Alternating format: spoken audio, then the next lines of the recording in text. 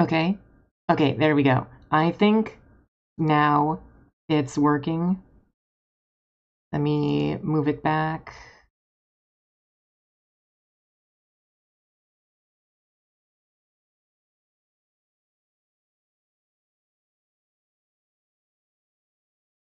Okay, that's real annoying.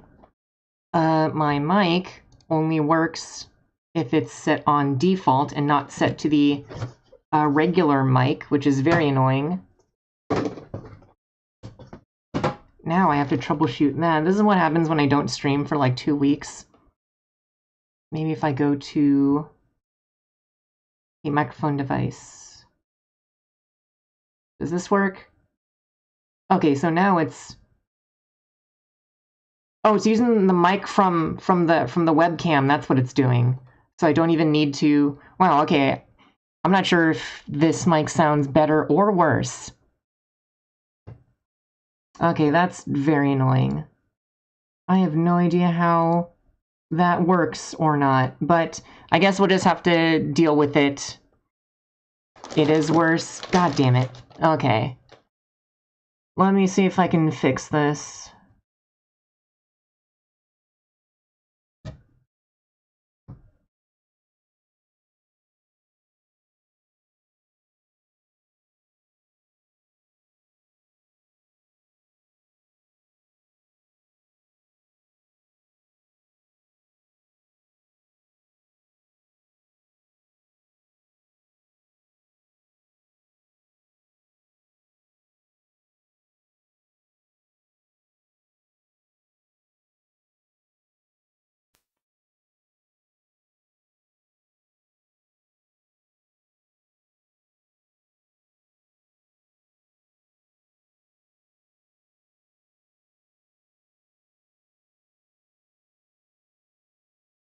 Okay, well, that's just great. Shoot. I don't even know what's wrong with this thing. And I can't even... I have to take apart my desk. I mean, at least with the way my desk is set up, I can take apart the sound interface without removing the entire desk setup. Maybe I just don't have a switch flipped on the back, which is what's causing the malfunction. Let me move this over. Hello, Astrotrain. Okay, let's see if I can fix this up live on stream. There's too much crap on my desk.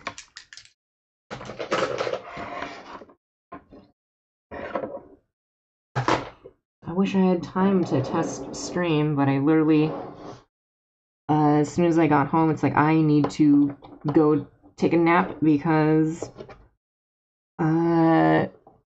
flippin' I'm super tired. Okay, flip the switch. I think that's power that I flipped for the microphone. Let's see. No, I turned the power off for the microphone. Flipping this on. Or if I unplug the power for the interface, then plug it back in.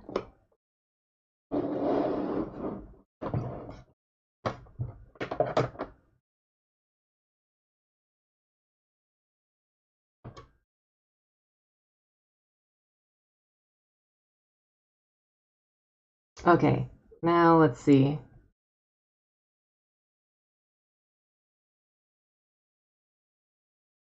Okay, is this... There we go. This is a lot better.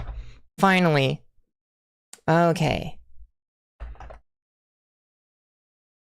Now I just need to move everything back in place.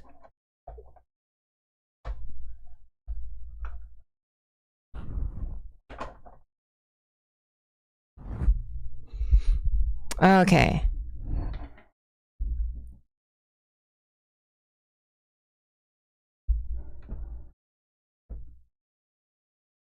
There we go. Jeez. 7 minutes of frickin' stream scuff. This is what happens when I don't stream for like 2 weeks. I wish I had more time to stream. I can't even remember when I last streamed. Let's actually take a look at that right now. Actually, let me pull up some tunes. What are some tunes? Star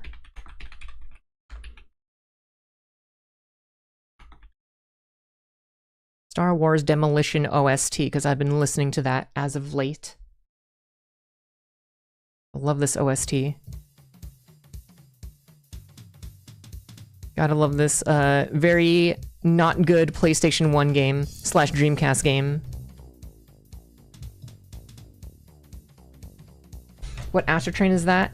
This is the Studio Series 86 Astro Train, the one that everybody hates, but is actually my favorite Astro Train because it looks genuinely like the Generation 1 Astro Train. What's crazy is that the color balance on this, you can actually see the different shades of purple, which in real life, I actually cannot differentiate the different shades of purple. But you can tell that these, the purple squiggle here is made out of, I believe, palm plastic, the unpaintable plastic. Well, I mean, technically, it is paintable, just the paint flakes off. But yeah, that's actually very interesting to see. That's really cool. I wish the color gradient was this noticeable in real life. A lot of people would have hated that, but I always like, if you're gonna have a lot of a single color, I think it's best to have 2 shades of a color just to break up the monotony. Yeah, this is one of my favorite Transformers figures to play with recently. Yeah, I don't know why they put it into the toy accurate, why they put the toy accurate toy in the line for Studio Series, because I think this mold is good. I just think that if it would have been, people would not have hated it had it come out in Transformers Legacy instead of Studio Series. I genuinely think that the entire controversy would have been avoided if they had released this in Legacy. But from what I was able to tell is that they decided not to put this in Legacy because some mix-ups or arrangements were had with the Primes. Or not Legacy, yeah, this was supposed to be Age of the Primes or Legacy, but they had to move things around because I think Nexus Prime, because Nexus Prime, the class kept getting moved around. So at one point he was a leader, now he's a Voyager, but at one point they were also thinking about turning him into a Deluxe as a Duocon. But yeah, I think because of Nexus Prime, this guy had to get moved around and put into Studio Series instead. Which I do have Nexus Prime. I'm not sure if I showed that off last stream or not. But let me just get this into shuttle mode. Oh, whoops, I need to flip out the little bits in there. Alright, and then for what you gotta do for this bottom part is that they recommend that you flip these back and then move these around until they click into place. And you get this little big structure, but I actually don't really like that. Like, sure, they have a wheel here that helps with, what's it? Scooting around, but I think that actually gets in the way. So what I do with this transformation is that I use this piece to make for clearance and then lay this flat right here and just angle it so that these rails push up against this piece right here. And as you can see, there we go. From the bottom here, it's slightly more flat versus this chunky thing. And actually, if we have this middle wheel right here, if you put the wings in the configuration right here, it creates like a tricycle effect where it's got these front wheels and then this back wheel. And I think it rolls much smoother that way versus if you have both wings like this. Actually, let me show you what that looks like. There you go. So if you have both of these wings in the actual configuration that the instructions tell you, these two are actually slightly higher than this. So all of the rolling function is going to be on these two wheels and these back wheels. But because these are on this little like flexible thing, it's kind of hard to actually get everything aligned. So you guys can't hear it, but you can kind of hear the plastic dragging on the floor, which is not the best thing. But then if you do it the way I like to transform it, move these to the side. There we go. Now it rolls a lot better. You can actually hear the back wheel being moved, and it doesn't cause any scratching towards the, I forget what these are called, train cambers, I believe. But yeah, it's in this way that I like to transform this thing. And you know what? I've shown 2 out of 3 modes. Might as well turn it into the 3rd mode, which is going to have these very ugly back struts, which I will say that is not the best look, but given how this thing transforms, kind of have to have those there. There we go. I always mess up on this part of the transformation. And I think goes... Okay, yeah. So always these weird struts on the legs that are designed very strangely, that I'm not the biggest fan of. There we go. Now we keep this open. You can move this part of the back. Open up the chest.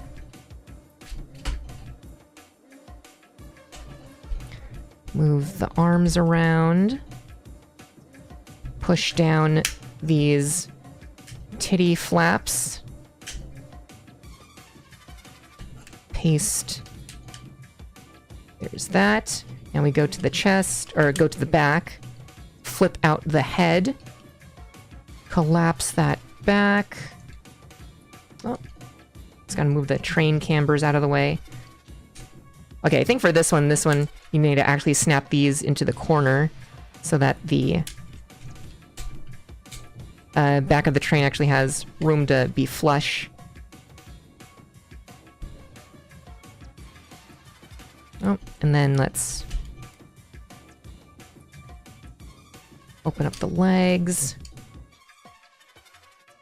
There we go, and this is my definitive Astro Train so far.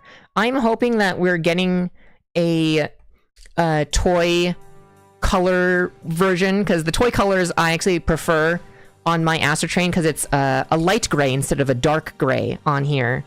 And then I also like the head for the toy Astro Train because it has sunglasses, and I like that. But yeah, overall, I really like it. This entire back piece is why it needs these giant struts, or else it'll fall over. But then again, this whole back part is just empty space, so it's not like it weighs a whole lot. Plus, there is the feature where, so this is the legs straight up, but then actually has one click backwards, so you get a little bit of like a chicken sort of thing, so it can actually hold up. I'm pretty sure that if you were to cut these down, they'd be able to hold up the weight even still. It just wouldn't be good for posing or anything like that. But yeah, overall, I think it's a good toy. Is it worth $60? Due to the complexity of this toy, I think it is worth leader price, but geez, $60? I would ideally pay like $50 for this thing. But yeah. In a Star Wars mood because of the Mando movie? Pretty much. Yeah, the Mando movie has brought me back into becoming a Star Wars nerd. I have not been a Star Wars nerd in such a long time, but I guess 2026 is the year for Star Wars, considering that we've got Mando, and then this year the Black Series toys reissued the Republic Commando figures, or at least one of the 4. So I want to collect all of those. And then we've got Star Wars Racer coming in at the end of the year, which is great because I recently got my hands on one of these. And I'm not sure if Star Wars Racer is going to work with this, but I will make it work with this. So I want to bring back the old memories of playing the pod racing arcade game at my local movie theater with this.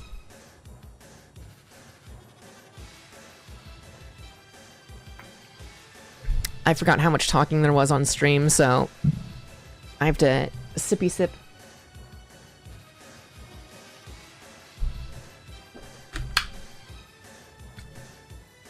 Oh, how did you like the new Gundam Hathaway movie? I thought it was good.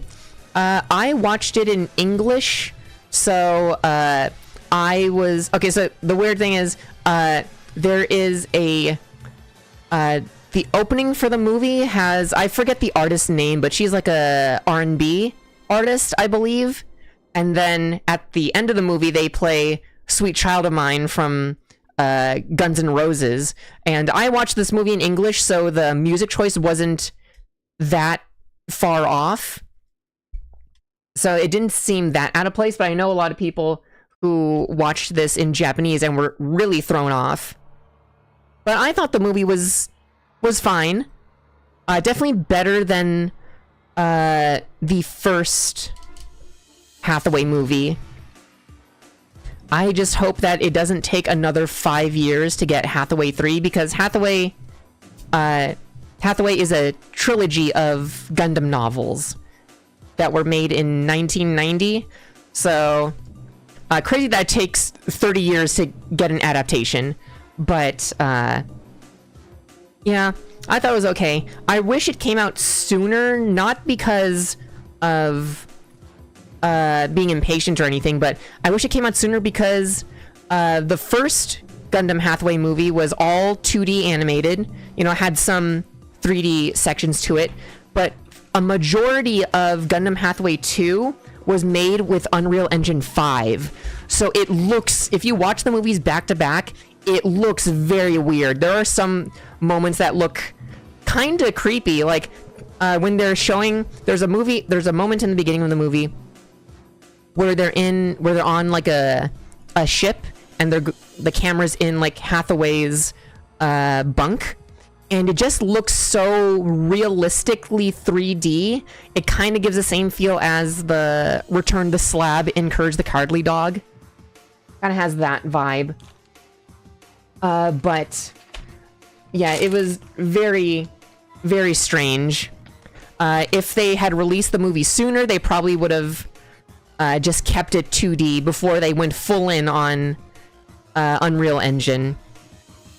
But yeah, other than that, it was fine. As usual with this series is that their mobile suit assortment was kind of boring, because in the first movie there was the Kasai Gundam, the Penelope, the Zisa, or no, not the Zisa. It was the Messer, and then they had the Gustav Karl. I think they only showed 4 mobile suits in all of Gundam Hathaway 1, and then Gundam Hathaway 2, they had all of those, minus the Penelope, but they also had a different type of Messer, which looks exactly the same, but it was slightly different. And then they had the Regi Z, which was there on screen for like 2 seconds. And then they also had the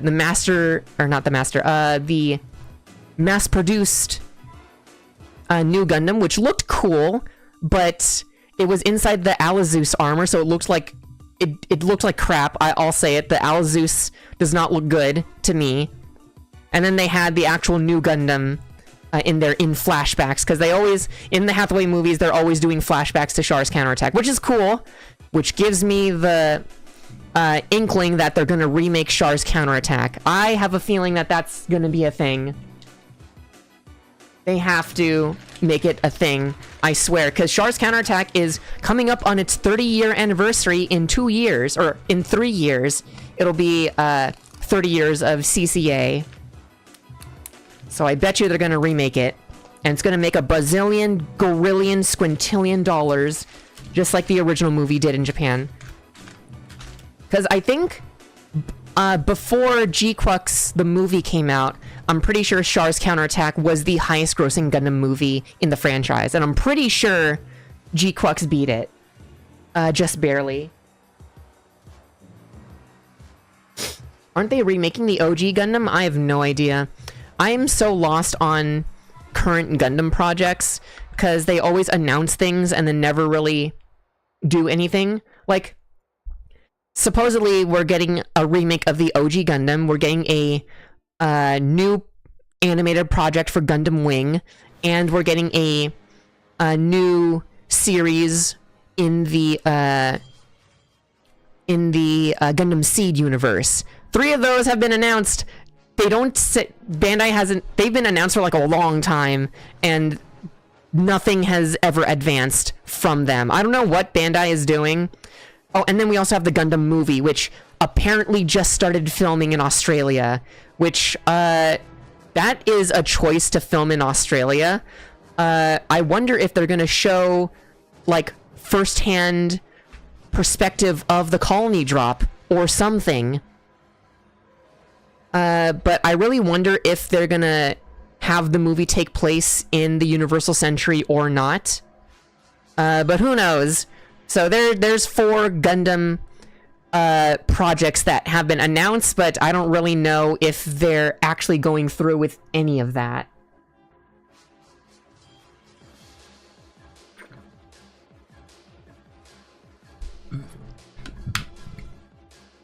Yeah, it could just be that they're filming in a place that's cheap to film. I mean, but if that were the case, I would expect them to film in New Zealand. But yeah. Hopefully these all go through and go well and stuff like that. Honestly, when it comes to Gundam, I've only really been keeping up with the Gundam models. Even though I don't really build as much and buy as much. But yeah, I mainly only been keeping up with the merchandising sort of sector. The one thing I do want is that I want another side story, whether it be a light novel or a manga. I want another thing set in the G-Crux universe, and I want another piece of media set in the Witch from Mercury universe. You know what? Let's build the weapons first. Will be weird.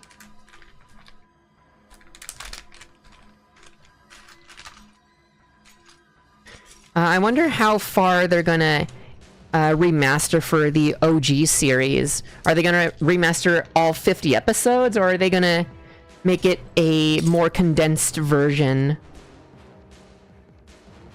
Are they gonna do like a One Piece thing, where they're doing a remake, but it's just of like a more condensed version? Yeah, I've built this model kit years ago. Fun fact, this was the Master Grade AGE-1. Oh, it says Turn A. I am not building the Turn A. I am building...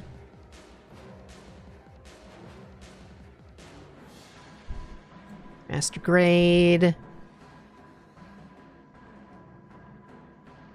Gundam AGE-1. There we go. But yeah, the Master Grade... Gundam AGE-1 was one of my first Master Grades. Actually, the AGE-1 Normal was my first Master Grade. And it's the only Master Grade that I've built twice before. So this will be my 3rd time building this Master Grade. And I even have a 4th one in the works. I do have a clear version of this kit that I need to build. But yeah, so I think I remember how this build goes for the most part. I say is I didn't align something correctly. Now I have to reinsert. There we go.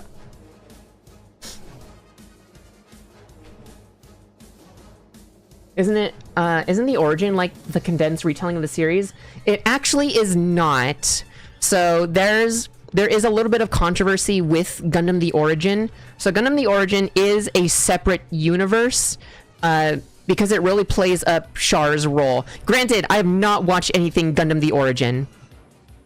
But from what I can tell online is that the general consensus is that a lot of people treat Gundam the Origin as Char's retelling of the original series with Char as the main character.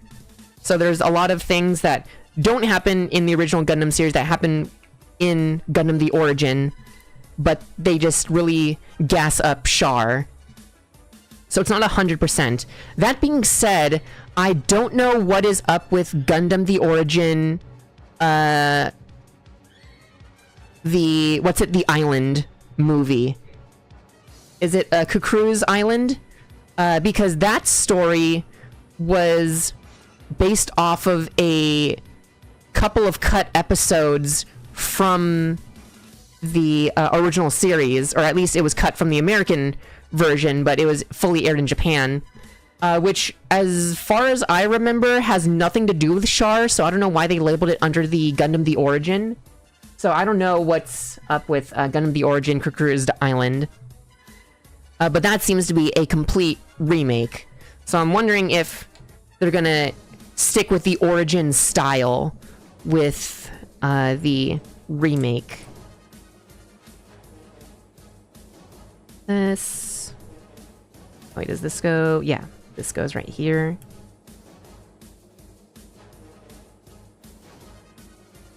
Alright. I think I'm actually gonna need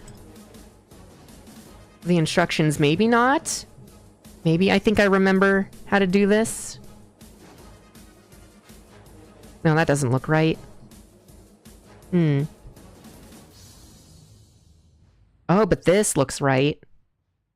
Oh, yeah. Put that there. Insert this, or no? That doesn't seem right.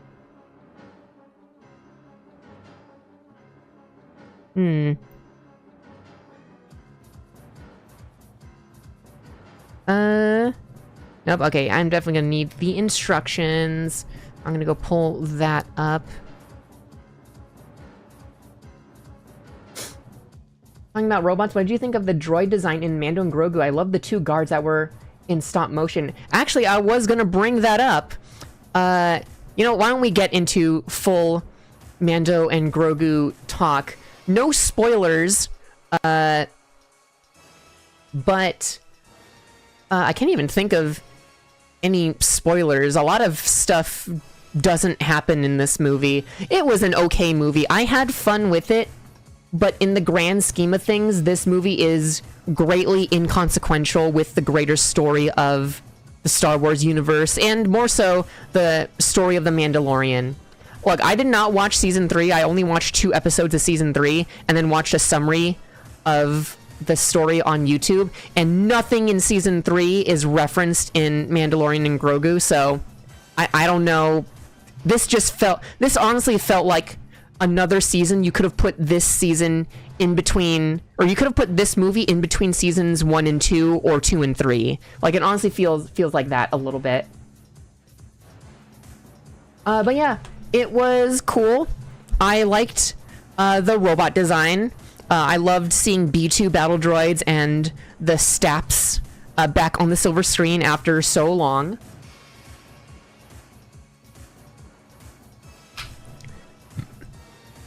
I will say the CG was not good. There were definitely points in the movie where they had a close-up of a CGI thing, and I was just like, oh, that does not look good. The texture mapping on that CGI just doesn't look great. It kind of looks fuzzy and low resolution. But then I was looking at the giant robots from in front of a building door, and that's shown in trailers, and they have a Lego set of it. But I was looking at those robots, and it's like, wow, these robots look really high quality. Why is the CGI on these so great? And also, like, first of all, why is the texturing on these giant robot guards so great? But also, why is their animation so jittery? It's a really cool effect. And then I read an article that those giant robots were actually built with, or animated with stop motion, so that's why the texture quality looked so good and the animation quality was so choppy, was because it was a real, I forget what the original, what the accurate term is for, the things, not a marquee, not a, something like that, but yeah, they're, stop motion. I thought it was really cool. Easily one of my favorite scenes, from the movie. Oh wait, which section do I go to for Gundam Age on this? Dalong.net recently rearranged their website. Alright. Here we go, now I'm on the Gundam Age section. And the weapons, there we go. But yeah, Mandalorian, it was cool, but it was just kind of like a whatever sort of movie. You are getting exactly what you think you're going to be getting with a movie for The Mandalorian. So a lot of people are expecting more, but I'm just sitting here thinking, what were you expecting? At the same time, I really don't feel like this movie really should have been a movie. It really did feel like, it really did feel like 3 or 4 episodes just stitched together. So I don't know why they thought turning this into a movie was a good idea. I don't think that it was necessary for it to become a movie. Because, like, there's, with the way the movie is set up, there's a lot of sections where it's clearly like, okay, this is one arc, and then this is, like, where they would put the credits, end credits for this episode, okay? And then this section of the movie is this one arc, and this feels like it was, like, 1 or 2 episodes, or, yeah, like 2 episodes or 1 really long episode, and then they have this other section of the movie, which feels like a finale of the season, or 2 really long episodes. It's like, I don't know. It did not feel, large enough scale to justify being a movie, but that being said, it was still cool to see a Star Wars movie in theaters again.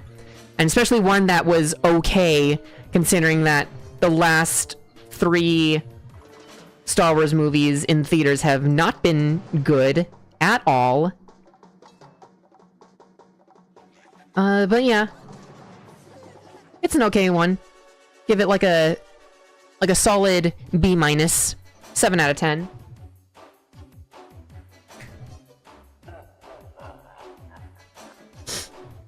Crazy stop motion on a real Star Wars movie. It's like these movies are special effects spectacles. I really like, okay, so they had a lot of, they had the what's it? Oh, did I? Okay, yeah, I need to split this part. I like how this movie had a lot of practical effects, because they have Grogu be 100% practical, being a puppet. Then they have the little Babu Frick aliens that are like 4 inches tall. Those were all real puppets. And then they got the guard robots being stop motion. I really like how they really cared about having a lot of practical effects. I wish there was more practical effects, but what they had was still really cool. They could have easily just did the Babu Frick aliens and Grogu and the robot guards as CGI. They could have easily done that, but they chose not to. Which is really cool. But yeah. I'm reading the Gundam The Origin manga and I'm blown away. It's fantastic. I've heard the manga is better than the... oh, this song's a jam. I've heard the manga is much better than the movies. So I've been wanting to give them a read for a while.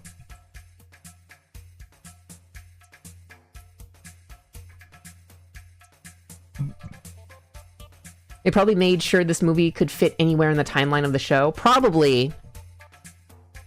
I mean, the only thing that really gives it away as being part of season post season 3 is the fact that Grogu has his little Beskar Mandalorian armor, because I'm pretty sure that was given to him in season 3. And that's the only thing they reference. But yeah, there we go. So you've got the... I still remember the name of this gun, the Dodds rifle. Pretty cool. I like how it has the precision mode and regular mode, and then this is just the Dodds Magnum, which is pretty cool. I like the shape of it. It looks very plasma rifle from Halo, which is funny because in Gundam Age, they steal a lot of the sound effects from Halo. Fun fact, the Vagan suits, all of them that shoot beams from their hands, whenever they fire off guns, they use the the ghost plasma shot sound effects. And what's funny is that the Federation grunts, or the Federation equivalent grunts in this show, they use the battle droid blaster sound effect, which is really neat. And again, it's not far-fetched to have Star Wars sound effects be in a Gundam show, because I'm pretty sure they used a bunch of Star Wars sound effects in Gundam Seed, because the director of Gundam Seed was a big fan of Star Wars. Which is why, if you ever thought that Durandal is sitting in Palpatine's chair, it's like, well, that's a direct reference. Also, the relationship between Kagala Yula Atha and Kira Yamato being secretly siblings, and one of them being a coordinator and one of them is not a coordinator, that is a direct reference to Luke and Leia in the original trilogy.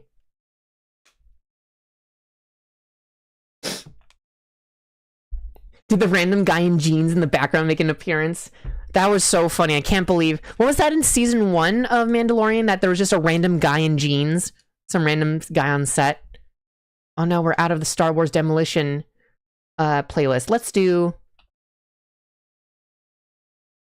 Star Wars Bombad Racing, because that is the goofiest soundtrack ever, and I love the OST.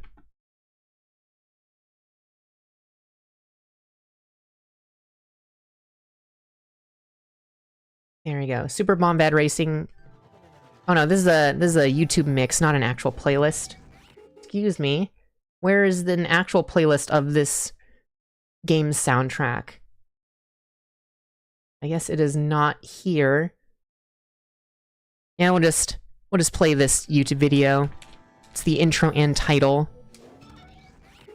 But I remember playing this game a lot when I was younger. Good old janky PS2 games.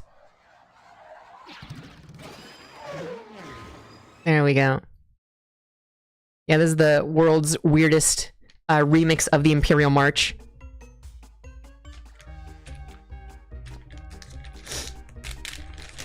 Oh yeah. And the use of color pages in certain moments is great, just like the white base, evading the Gaw and a nail-biting moment. Nice, nice. Okay, so Gene's guy was in season 2, I see. That's right, that was when he was on, Mando was on Moff Gideon's ship, and it was like the last episode where Luke comes in. Alright, so this is the... let's actually do the body first.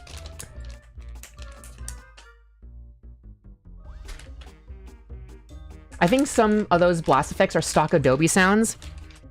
Are they? Are Star Wars sounds stock Adobe? That seems a little weird. Fun fact, Char's helmet is meant to look like Darth Vader's helmet, I'm pretty sure. Yes, that is a confirmed fact.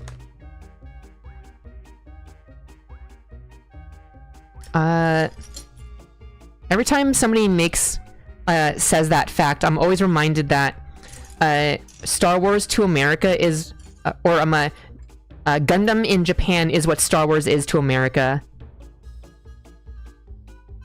And it's always weird thinking about that, because like Star Wars and Gundam have almost been around for the same amount of time.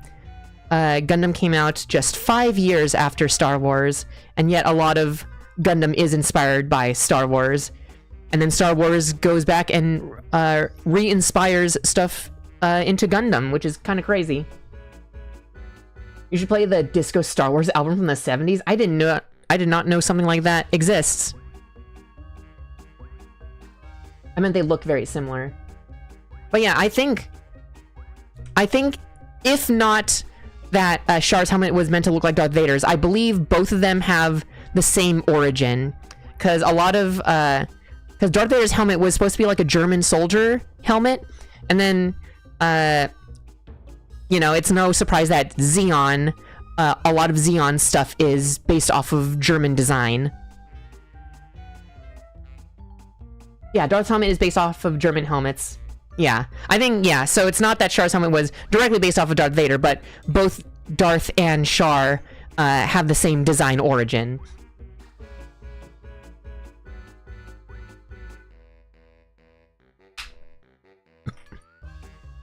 You know, with how much similarity Star Wars has to Gundam, I'm really surprised that there are no mech suits in Star Wars. It really feels like Star Wars goes out of its way to avoid using mech suits. Because the only mech suits, or things that I would really count as a mech suit, is literally just AGE-1 in Season 3 of Mando, where he's outfitted to have a little pilot cockpit in his chest for Grogu to pilot. There's literally that, and then Lego Star Wars has these little mech suit figures that I love. I love those things. I have the Stormtrooper one, but they have little mech suits, but they only exist in Lego Star Wars. I don't know why they avoid mechs, because one of my favorite things in Star Wars is the AT-ST, specifically AT-ST. I'm not a big fan of the AT-AT or the AT-RT. I like the AT-ST and the AT-TE. But AT-ST is like my favorite thing ever. I've got so many pictures of me as a kid playing with an AT-ST. But AT-ST is like my favorite thing ever in Star Wars. And that's why Rogue One is one of my favorite Star Wars movies, because they have like 5 seconds of the AT-ST just walking around on screen, and it's so cool. But yeah, AT-ST is probably like the only thing that's the closest thing to a mech suit in Star Wars. And it's so crazy how they completely avoid giant robots. And I don't know why. I don't know why they avoid giant robots. Where does this piece go? I think it goes right here. Oh, now we get to listen to one of my favorite songs, as I like to call it, Jewish Duel of the Fates, because this song sounds like it could be played at a bar mitzvah. And this is the best rendition of this song. I gotta say, it's so funny.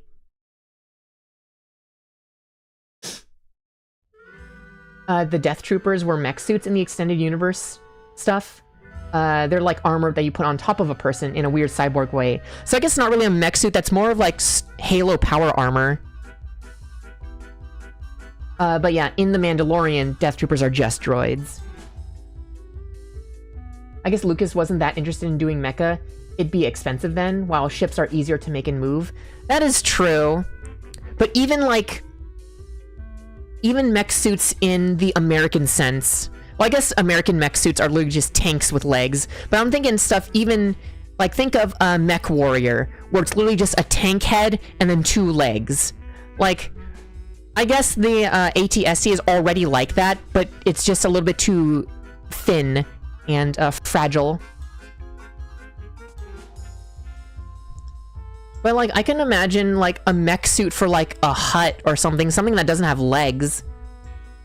Or I can imagine, like, the Babu Frick aliens having, like, a giant mech suit, which would essentially just be, like, the size of a B-2 battle droid. Pacific Rim was great Western mech.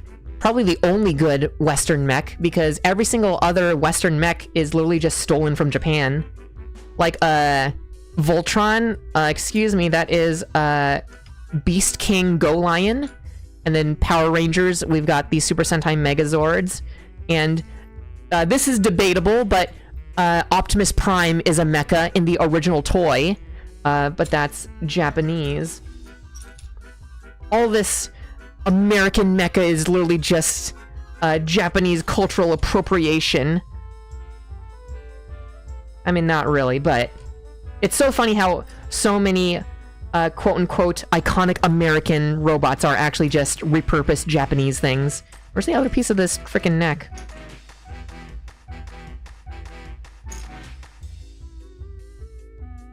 I'll find the piece of the neck somewhere. And then I'm pretty sure I put all of the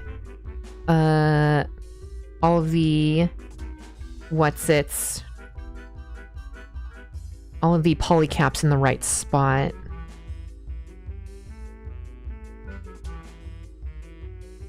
Mechasult? Mechasult is also a good one. Wasn't there... I remember there was a first-person shooter mecha game. Not, Titanfall. I think it was called Hawken. I remember that being fun. I played a little bit of Hawken. Back when I had a laptop that couldn't really handle PC games. I remember adding arms to my LEGO AT-STs as a kid, and I thought... and I just got hit with that memory. Oh man, I had the original LEGO AT-ST. I'm very tempted to get the Smart Brick one, even though it's way too expensive. But I really like the look of the Smart Brick LEGO AT-ST. But I have the original LEGO AT-ST from 1999 with Chewbacca, and then I have the Rogue One version, which is like the best looking version ever. And then I also have a toy AT-ST from the Power of the Force, I think. Either that or it's from the 80s, because it's actually my dad's Kenner Star Wars AT-ST. Because my dad loves Star Wars, as any Gen X American dad would. It's so funny how Star Wars has just become the is just the ubiquitous, like, thing that dads enjoy, sort of thing. We've moved on from model trains and model tanks and stuff. Now dads enjoy Star Wars. And Star Wars has become slightly cringe because of that. What other OSTs could we listen to that won't get copywritten struck? Let's do Crash Bandicoot OST, because Star Wars Demolition was on the PS1 and I'm in a very PS1 mood. Let's do Crash Bandicoot 3 OST.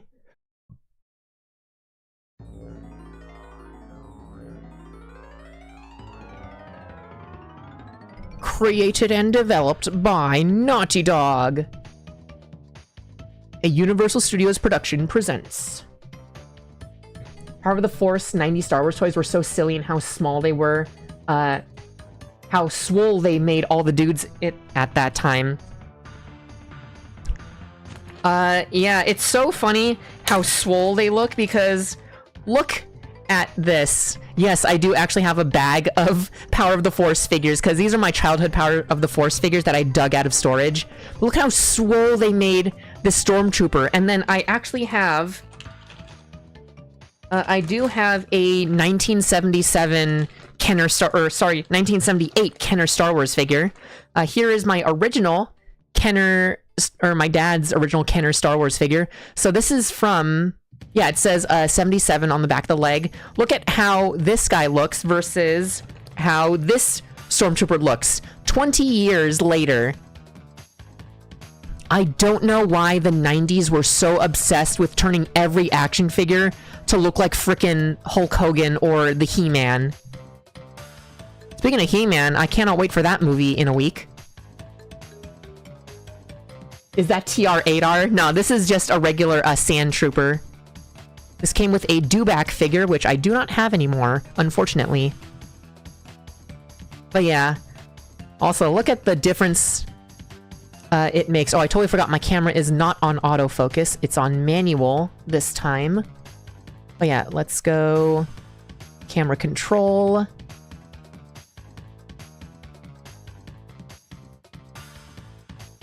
Oh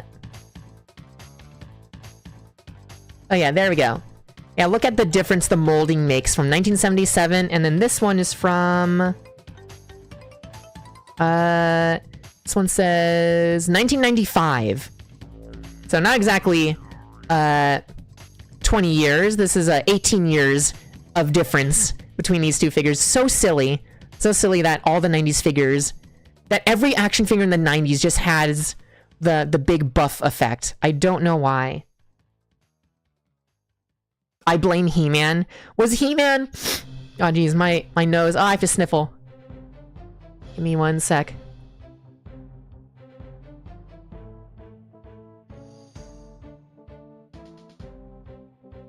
Was He-Man that big of a show that it just affected everybody like that?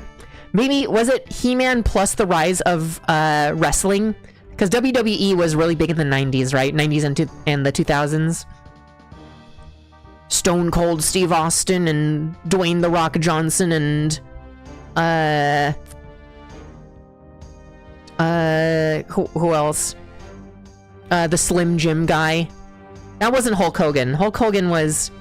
another guy. Who's the Slim Jim guy? Yo, what's up, Kaijuzilla? How's it going? Likely use the same mold base? Maybe. I don't know. A lot of companies just made just one main muscle mold. Yeah. Let's see. Do I have any other muscle figures? Because I've got a big bag of Power of the Force figures. Well, this is not only Power of the Force, because I do have, like, this B2 Battle Droid, which is my favorite, one of my favorite action figures of all time. This was from 2007, I think. Yeah, this is a 2007 B2 Battle Droid. But look at how buff they made Forlom.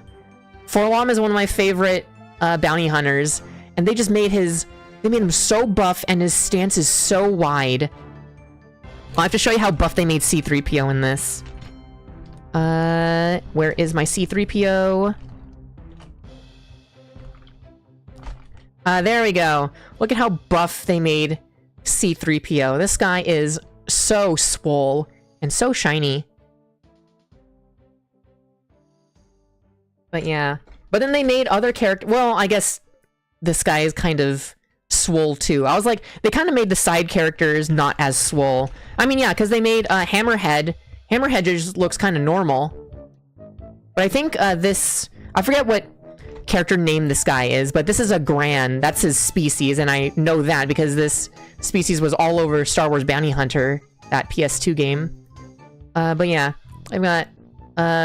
they made this guy kind of look accurate. But yeah, let's see, what other Star Wars figures do I got? Ooh, I got this one. This one's a cool one. This one's Luke in his bounty hunter disguise from Shadows of the Empire. This one was a really fun figure. I think I have Princess Leia in her Bouche disguise somewhere. Oh, yeah, they made this regular Death Star protocol droid not buff. What year is this from? Oh, this one's from 1999. So this was part of the...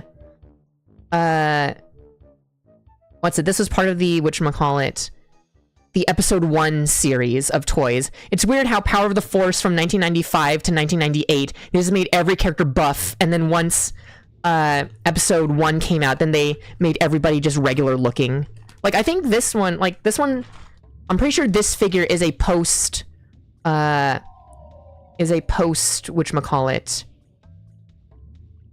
post Power of the Force era. I mean, you can definitely tell it's post Power of the Force because it's got leg articulation. This Greedo is from... Yeah, this Greedo is from 99, so this is part of the Episode 1 collection. Jeez, and it's so funny how every single Power of the Force figure is worth like 2 cents now. They are worth nothing. But then once you go into Episode 1, then they start getting a little bit more in price. So crazy how that is a thing. It sucks that these were the Star Wars figures that I grew up with, because I'm not a big fan of big muscle men. I like screen accuracy more than toonification like this. So I never liked Power Rangers toys when I grew up. I only ever liked the Megazords because they always made the women super thin and model-like, and then all the dudes were super football jack. They were like freaking quarterbacks. I mean, look at how buff they made Vader. Look at him. Look at those biceps, dude. And those powerful thighs. Gosh, they really beefed up these guys. Power of the Force felt like it was more comic book aesthetics. You know what? That actually makes sense. I can see that. Now let's put... Oh, they made, Jawa's, accurate. Oh, wait, this Jawa is accurate because this is from 2007. Man, what was going on in 2007 that I bought a lot of action figures? I would have been theoretically, if I was human, I would have been 10 years old in 2007. I guess that makes sense. Hypothetical 10-year-old human me would have been into Hasbro toys a lot because Transformers had just come out. And with Transformers being a big Hasbro thing, they probably were really pushing Star Wars as well. What other 2007 toys were there? Hero Clicks? Do you guys remember Hero Clicks? Or not Hero Clicks, they're, what were they called? They were toys that were on bases that you moved. I think they were called Tactics. Now I have to look up Tactics figures. That is a classic thing.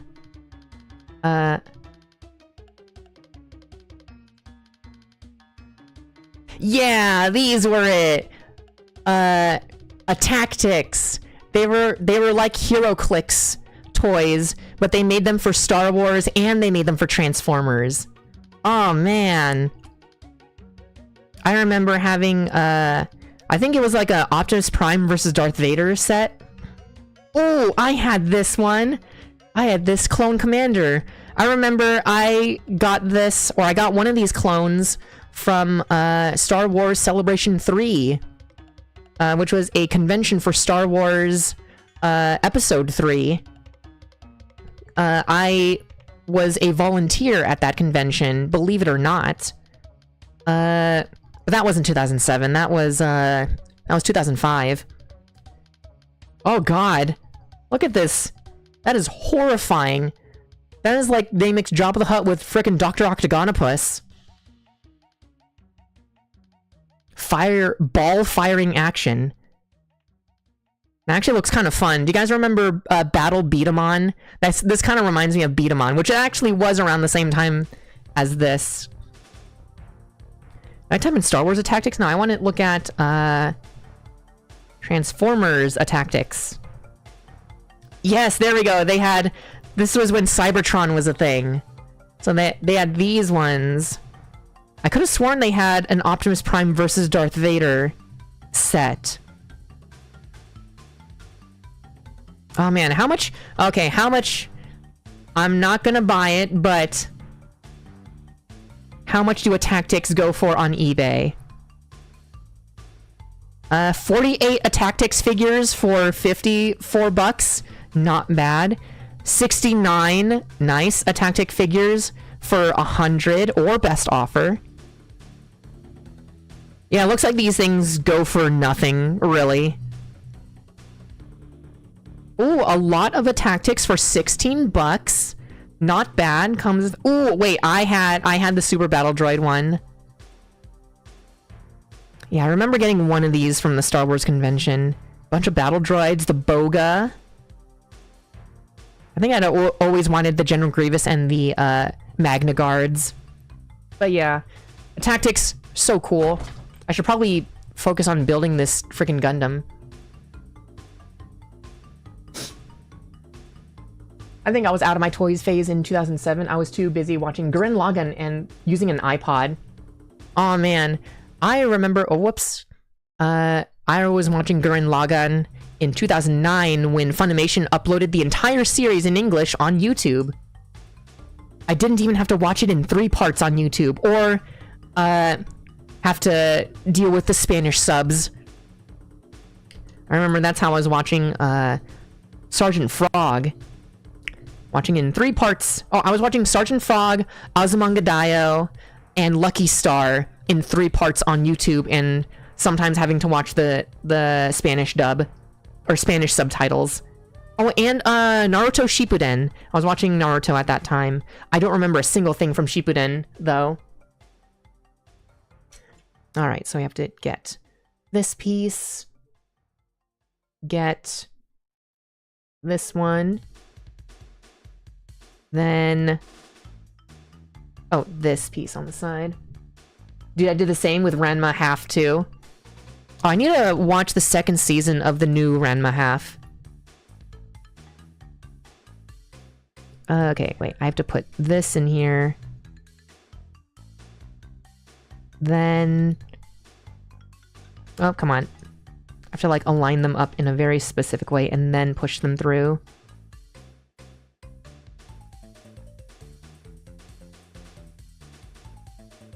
There we go. Okay. Now that I've got that, I can do the other side.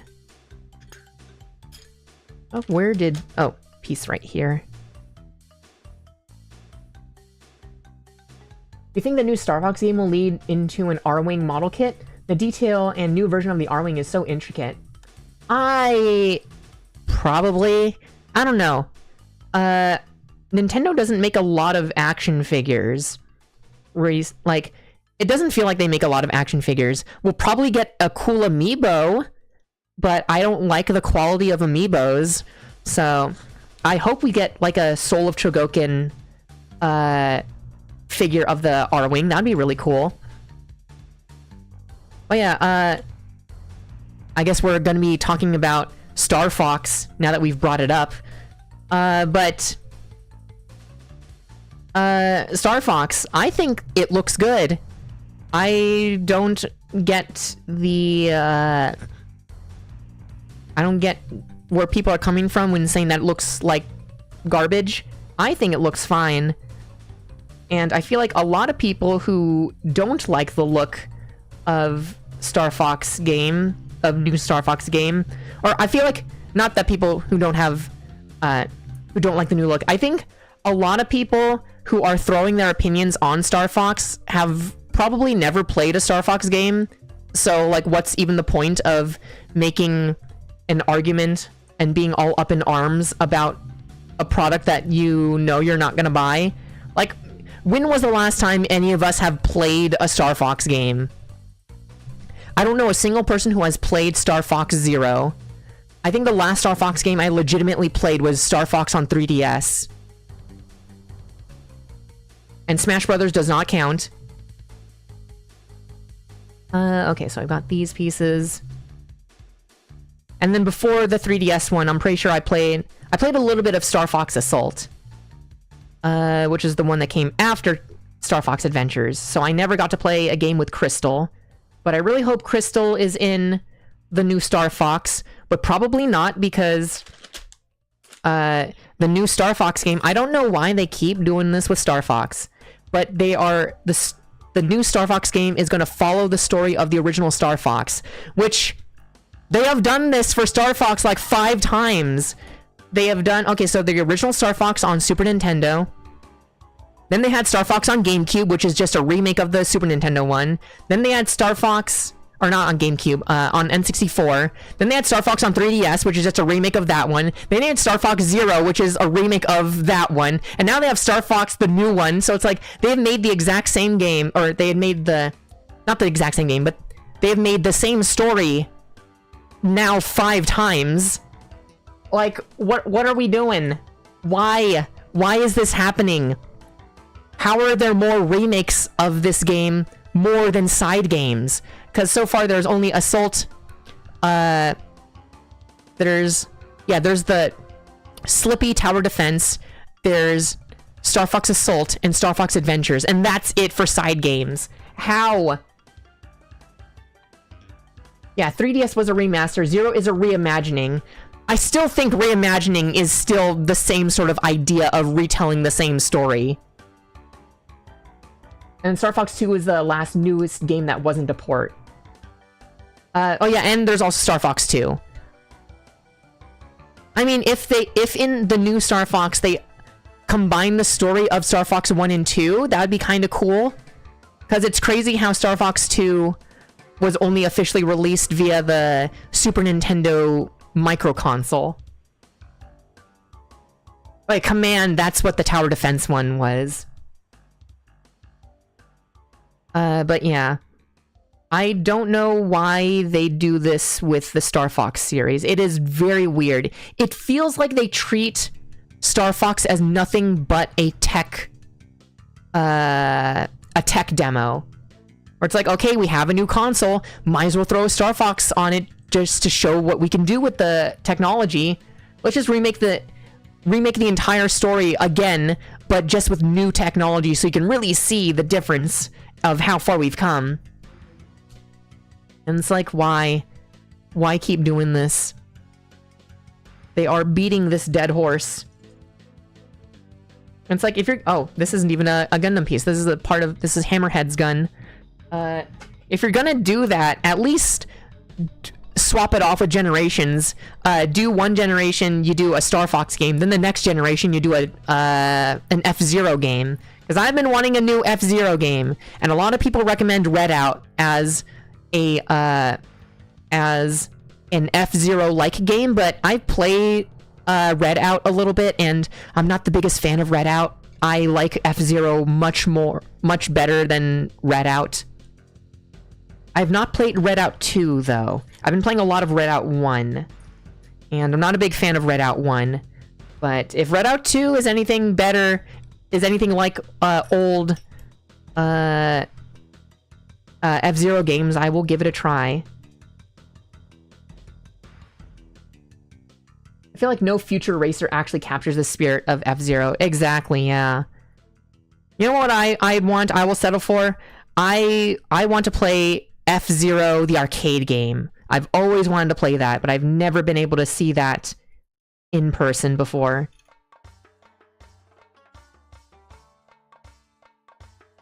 Is this supposed to be all floppy? I guess so. Let's leave that there. Let me move this right here. Or the arcade cab with the moving seat. Exactly! I've always wanted to sit in that. I feel like I saw it at a convention once, but never got into it. It must have been... I don't even know what convention it would have been that I would have seen that at. Maybe one year at Fanime they had it, or maybe this was at like a MagFest or something like that. I think where is this piece? This piece, and then... Oh, this piece, okay.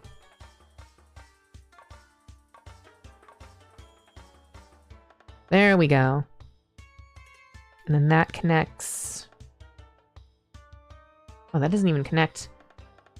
Okay, so I have to put this piece on here. And then... like that. There we go. Okay, now everything's in place, I think. Oh yeah, everything seems to be in place now. Okay.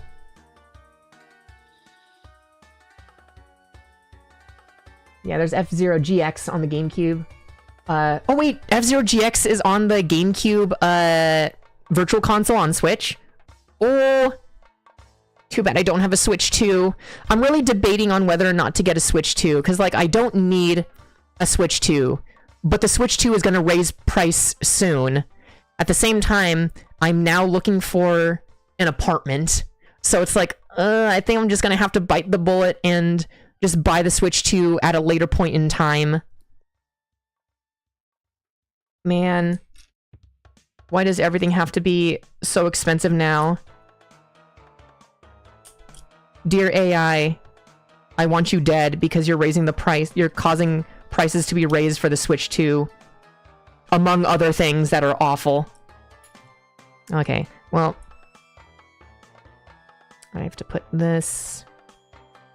I have to figure out how to get this together. Totally forgot how annoying this part of the build was. Maybe I have to put... Okay, and these pieces are flopping out.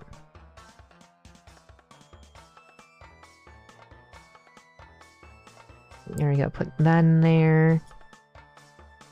Okay, now I can put this piece.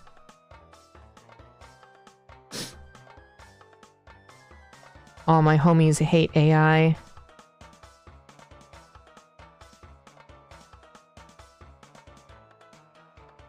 Why is this not going through? This is very weird.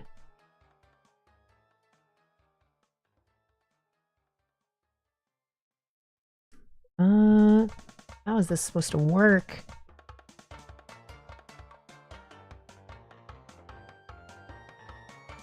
Okay, yeah, put this all the way in. Then this console. Okay. This console is just put in, oh god, with pure gravity and nothing else.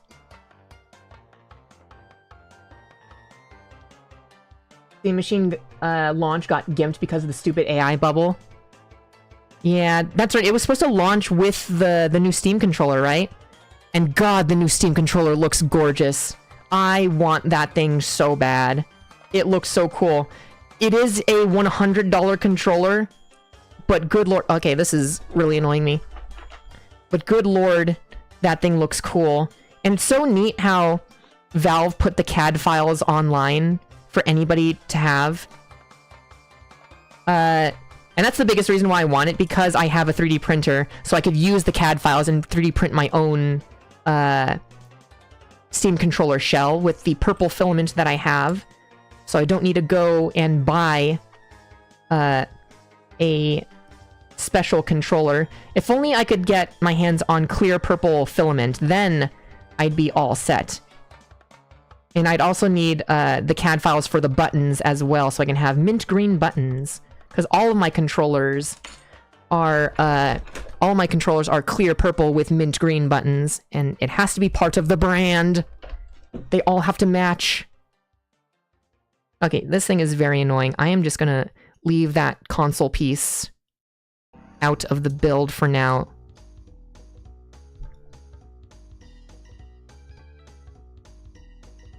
Okay. I forgot how annoying this thing can be. Yeah, we need more clear plastic tech. Gosh, I wonder how much the Steam machine is gonna be, though.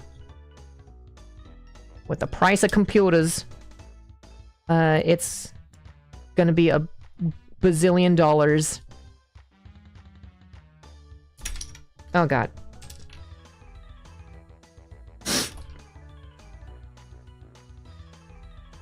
Right, does this... Okay, I think that's the right orientation.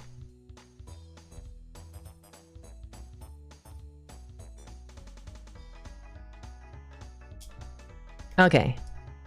Now we can put this in. And yet it's not... doesn't feel like it's snapping in all the way. Feels like it's supposed to click in. I don't know. Okay. Let's put on this piece, then this one. There we go, and that clicks in place. Yeah, there's just this giant gaping hole. There's this giant seam right here, and I don't know how to really make that flush. Okay, now it's flush. When I remove this piece.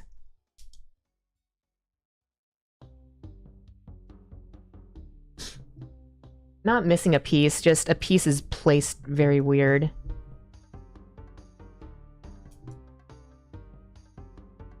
Yeah, when I put this piece in, are these pieces flipped? Okay, now I can't tell which piece goes where. No, it was definitely in the right position before.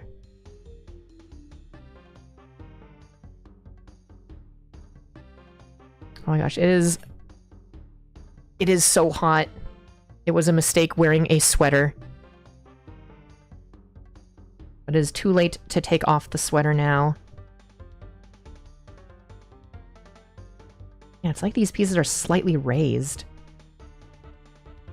Very weird. Nothing is poking out on here.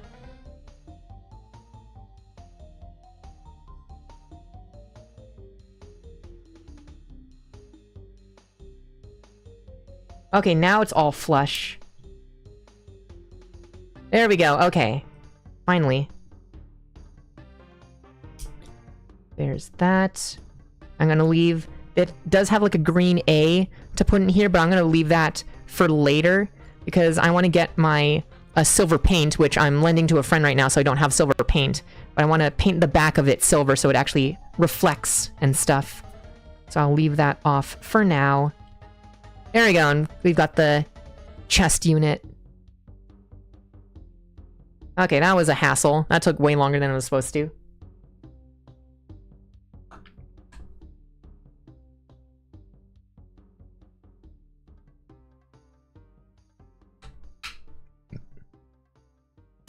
But yeah, we do need more clear plastic tech. If the Steam Machine came in clear purple, or if they did, what's it? They released the CAD files for the Steam Machine, that would be cool. That way I could print my very own, purple, clear purple, backing. Okay, so this one, oh, get this piece. Yo, what's up, Mr. J6567? Are the Zoomers done with that meme now? Have the Millennials and Gen Xers had their fun with it now? Have we fully culturally appropriated that meme now and killed it? And then we put this one. And I love how this thing has a spoiler. More robots need car features like this. I love it. I've only grown to love it even more because I've only recently been getting into cars. So seeing this is like double cool. I never got into the 6-7 stuff. Yeah, I mean, it's good that you skip the train, but now I do find fun of it. What if you just use it as a custom case? Oh, that would be cool to have a Steam Machine 3D printed file and then just use that as a case for my Raspberry Pi. That would be fun. It would give it a lot of space, a lot of air circulation. I could totally do that. All right, now I have to work on the head. I think I remember how this head goes.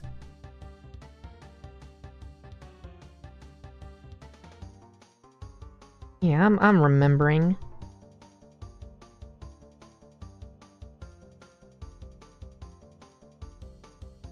Yeah, let me slide this back.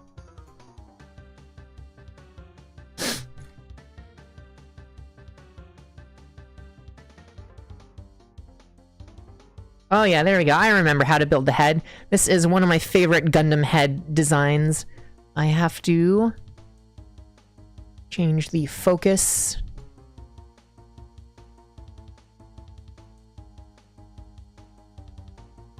Oh, will this focus?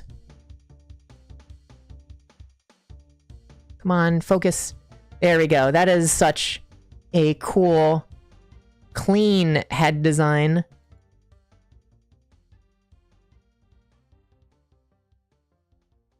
There we go. Now it's fully focused. So good. I love this design.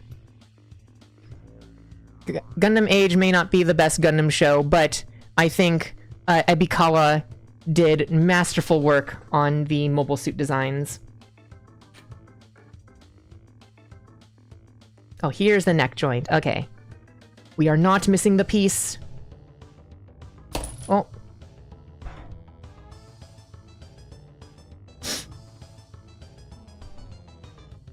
Forget which way this thing goes. That's how it goes. There we go. Nice. Alright, well, I'm gonna go build my Gundam now, so I won't talk for, all for the next while. Oh, alright. You have fun building your, whichever Gundam it was. What was it you said? It was the Master Grade 3.0? That one's a good one.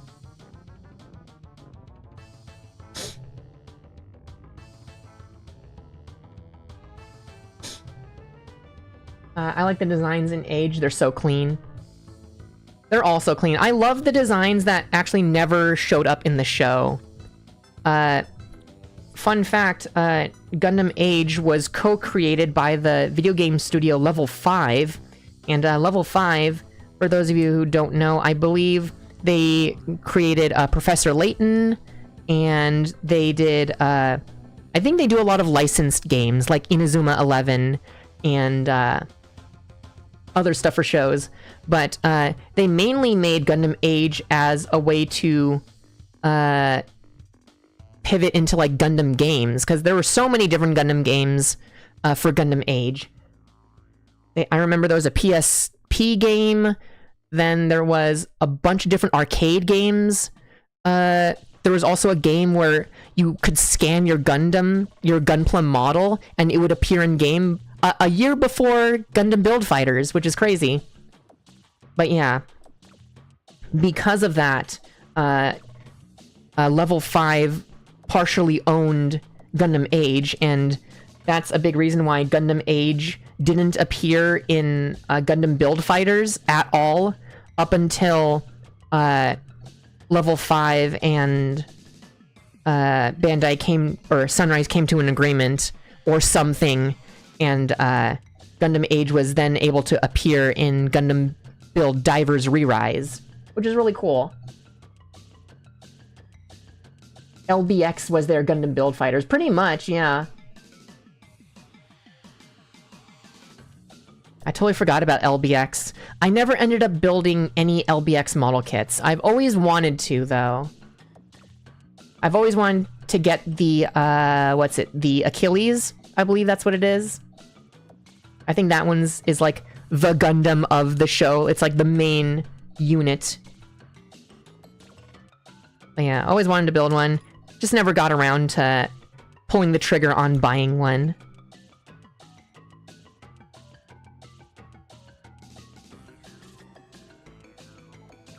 There's that. I know they also had a TV show, I think, right? Could have sworn they had a TV show.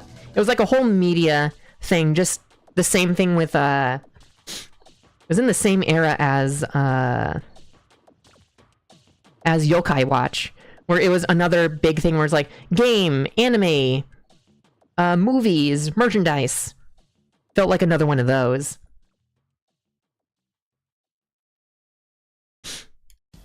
Man, whatever happened to Yokai Watch? I remember it was on top of the world for a little bit. A lot of people were enjoying it more than Pokemon at the time, and then it disappeared. And the last I saw of Yokai Watch, I was in Hawaii years ago, and when I was in Hawaii, there was a Yokai Watch movie that took place in Hawaii. So there was a lot of Yokai Watch advertisements in Oahu, which was really neat.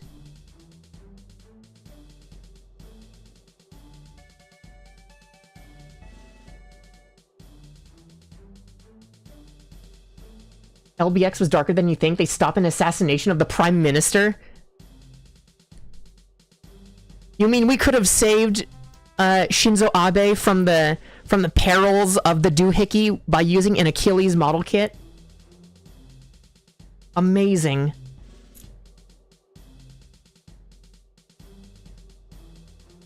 Oh wait, these parts. Oh, that's right, these parts, they connect to the main thing.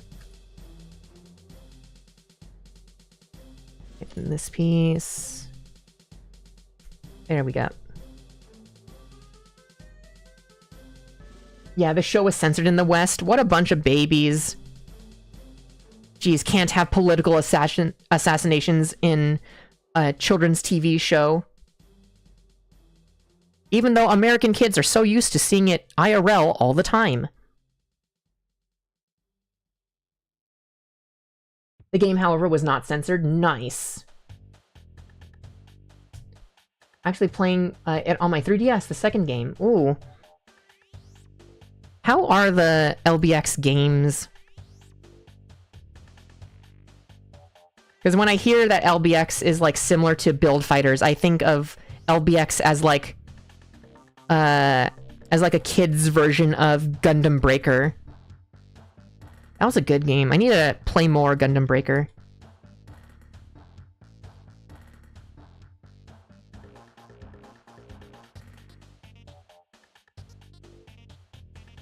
Gosh, and whenever I think of Gundam Breaker, I think of Sung-won's role as... I forget the name of the main bad guy, but in the game Gundam Breaker 4, the plot is that the bad guys hate AI, and they say that AI, like, Gundam, building Gunpla is all about the human touch and stuff, and he's supposed to be the villain and stuff, but man, what a very funny thing to make a villain when it's like, this guy's got a point. AI sucks. The human touch, it really is... Oh, am I missing a piece? Oh, the piece is right over here. The human touch is needed when making Gundams, Gundam model kits, and kit bashing and stuff.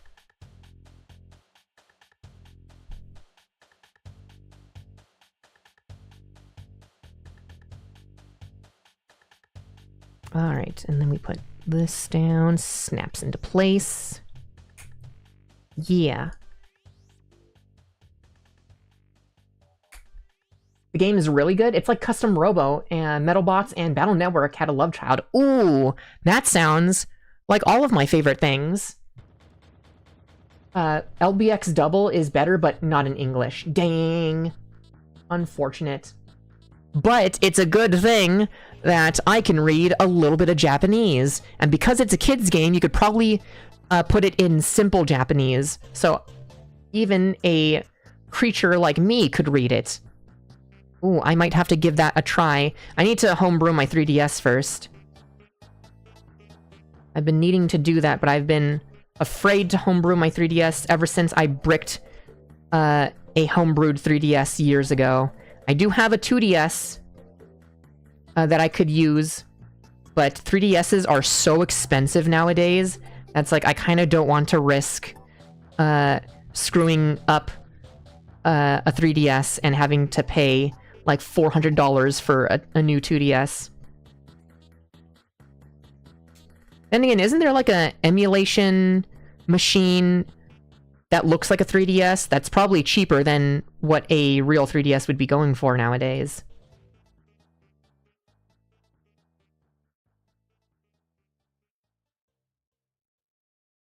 The Thor? I think that's what it is. That thing's gotta be cheaper than buying a regular 3DS. Gotta go to Pink Gorilla, they got Yokai Watch there. I need to just go to Seattle again. I loved going to Pink Gorilla. The thing is, when I went to Pink Gorilla, I didn't get anything when I was there, and I highly regret that.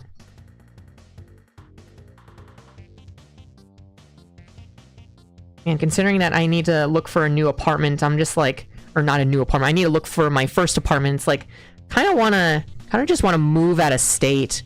Move closer, move to Washington. Move to Seattle. Then I'd be closer to Canada. Oh, where did the front skirt piece go? I don't know where that went. But our guy is missing a crotch piece. Very unfortunate. It's somewhere in one of these bags. Or maybe when I dropped a thing, it flew off the desk somewhere. Oh wait, it's literally on my foot. There we go.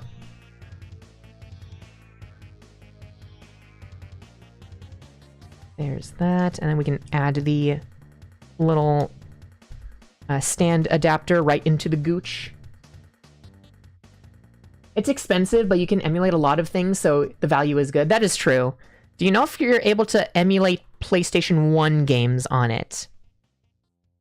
Because that would be cool.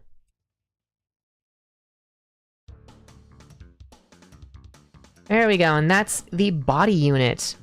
Looking so good. I love all the harsh, like, angles to it. Something about the this just hits the right amount of angles, you know? Kind of reminds me of how Gameoverse characters are drawn, where they have got a lot of sharp angles in their design that I really like. PS2, I believe, as well. Ooh, nice. Which is really cool because PS2, I've heard is, or I've experienced, is very difficult to emulate. I remember it took the developers of PCSX2 a very long time to actually get PlayStation 2 emulation to work well.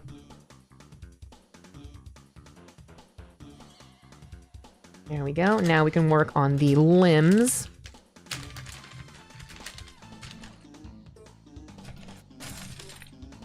And this is what makes this kit really stand out, is that a lot of these pieces have vents that actually have like holes in them. No other model kit or no other master grade does this.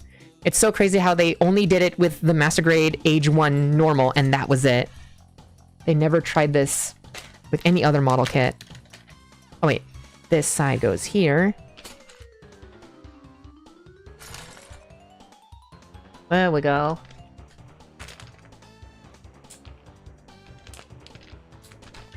When I was there, I was hoping to find some Skylanders or PS2 games.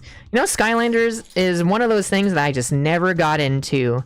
I think I was a little bit too old when Skylanders came out. I had just missed the train on that by like an entire year. I think if it had come out 1 year earlier, I probably would have gotten into Skylanders. But I really liked Disney Infinity at the time. Not even the game. I thought Disney Infinity, the game, was really garbage. But I liked the figures for Disney Infinity. And I will never not be upset that the last wave of Disney Infinity figures got canceled, because there was going to be Gravity Falls figures in there. And I really wanted a Mabel and Dipper one. They were going to have Gravity Falls, and they were going to have Spider-Gwen, which I really wanted a figure of too.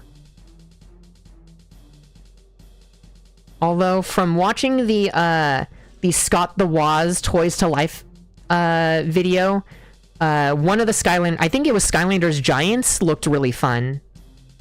As the games went on, they looked more and more entertaining. But also, I feel like, considering that they advertised the Skylanders as part of the Spyro universe, and I liked Spyro, it just felt like almost insulting that this was a Spyro game. If they leaned more into the Spyro lore, and if they had Crash Bandicoot earlier in the game, then I probably would have gotten into Skylanders. What was I doing? Oh yeah, need to work on the feet. I say as I put shoulder armor together.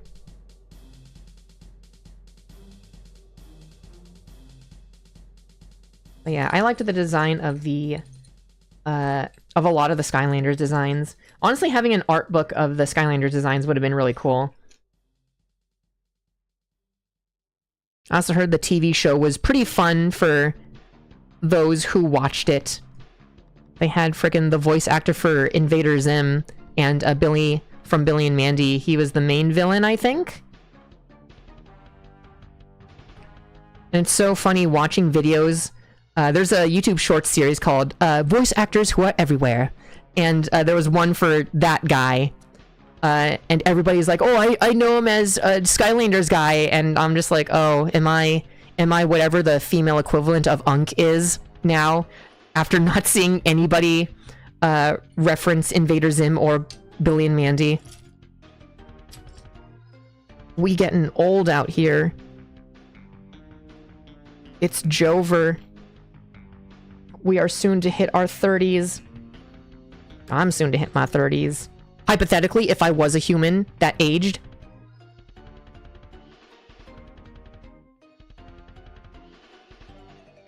I didn't play it, but the one where you can capture villains and play as them was really neat. Oh yeah, wasn't that the one where the Skylander toy was just like a crystal that you can place on the thing? You can have your own custom Skylander. That one was a neat concept. I keep getting distracted with the pieces I need. Oh yeah, this piece.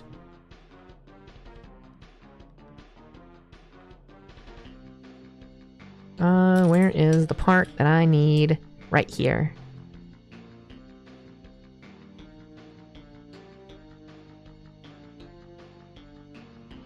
$37 in July. Nice. Epic. Let's all be in our 30s together. We are all considered Unk because our birth years start with a 19. Gosh, I was at the store the other day and just walking, I was walking to the toy section as I do to look for Transformers, and there were just these young whippersnappers, and they're talking about age, and one of them goes, how old, or what year were you born? And the other one goes, 2008, and then the other girl goes, oh my gosh, you're so old. And I'm just sitting here like, oh my gosh, these children, these absolute children, they were born, what came out in 2008? That was, the first DLC map packs for Halo 3 had come out in 2008. Good lord. They were born in a world after the Game Boy Advance. I've now gotten to that point in my life where I'm just marveling at the age of the youngsters. But I never insult them for that. I am not one of those old fogies that get super mad at the younger generation. I feel like I've talked about this before. But I strive to not be the adult that is mean to the kids. I don't want to be cranky. Because I know what it felt like to be on the receiving end of that cranky anger by younger Gen Xers and stuff.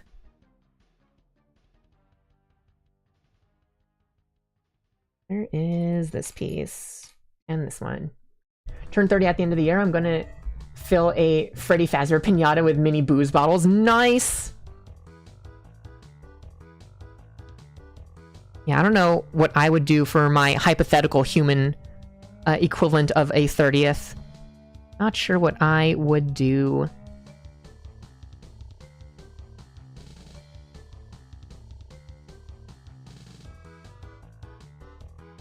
Alright, how do I attach bottom piece? Oh, just with a single tab. I think, yeah.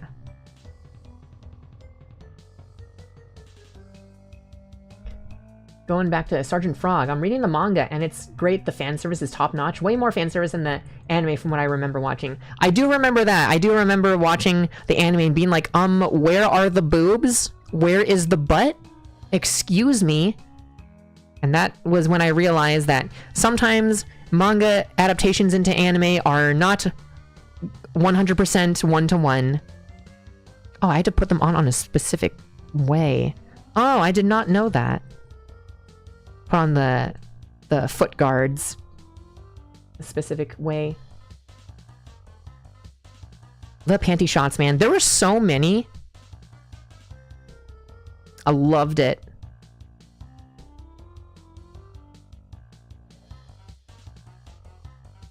I think that manga helped me realize how much I love women.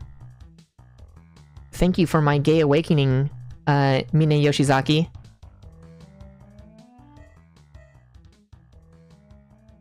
Okay, and I put it on correctly on this side. But yeah, that's a great manga. And what's also funny is that as a youngster, I didn't understand Keroro's obsession with Gunpla. But now, after having built Gunpla for many years now, it's like I think I could go back and reread Sergeant Frog with like a new lens and have a far greater appreciation for it now. I can finally understand Keroro's obsession with wanting new versions of Master Grades coming out and stuff like that.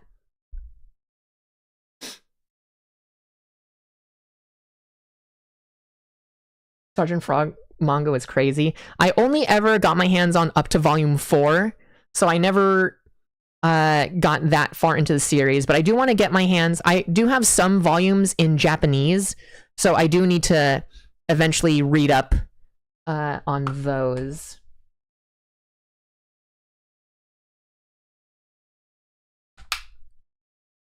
Oh, the Warped playlist is done. Sounds of the Wii era, Nintendo Nostalgia Mix. Yeah, let's go with that one. Oh yeah, that's the good stuff.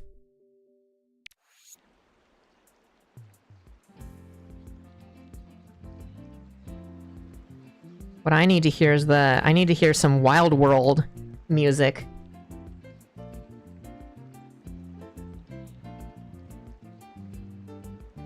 There we go, got the toe.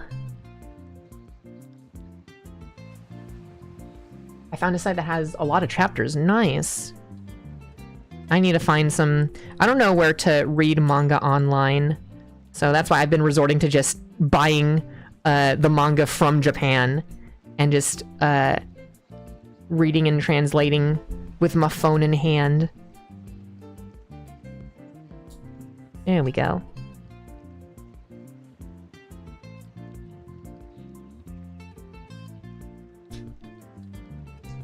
Hero was an old school model kit builder.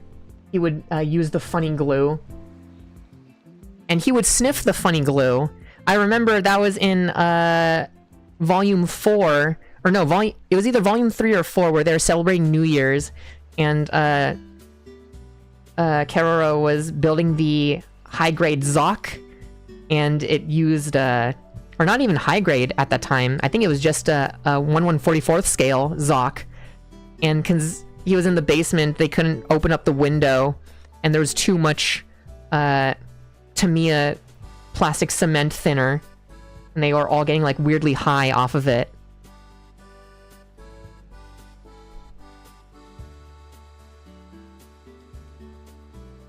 Man, I really should go back and read all of it.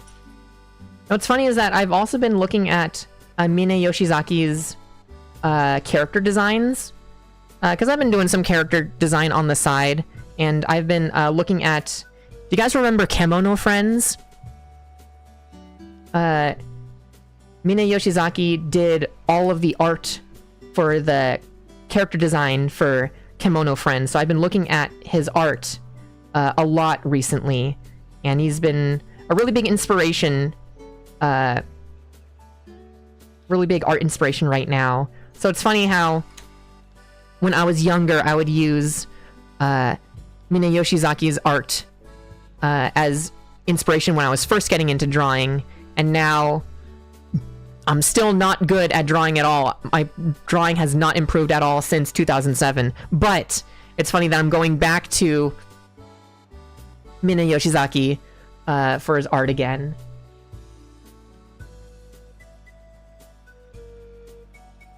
I just wish the anime used his designs.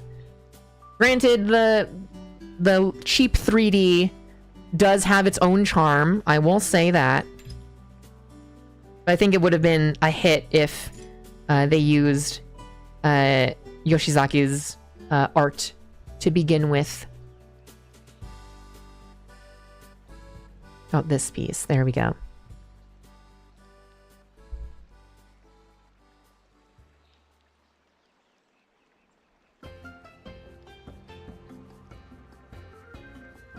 Kemono Friends is so good at designs. It's so good.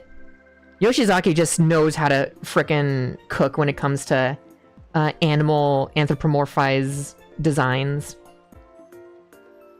He's just a goated character designer.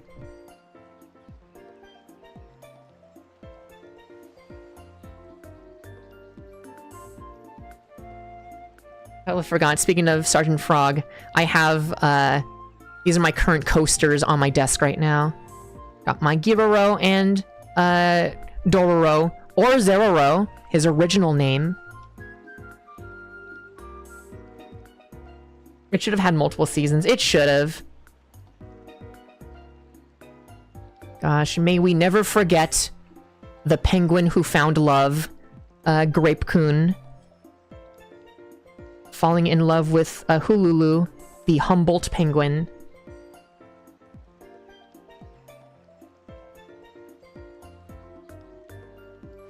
I think if you look up Grape-kun, there's a video. It's one of my oldest videos. Let me see.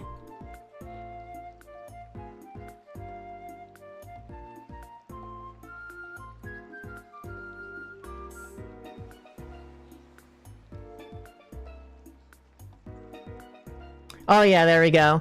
One of my oldest videos, Rest in Peace Grape-kun, 8 years ago, 53,000 views. It was a little tribute to Grape-kun over the ending theme from Evangelion 2.22.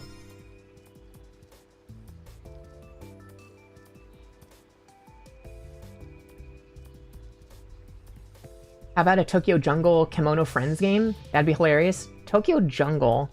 What is... That sounds familiar. What is that?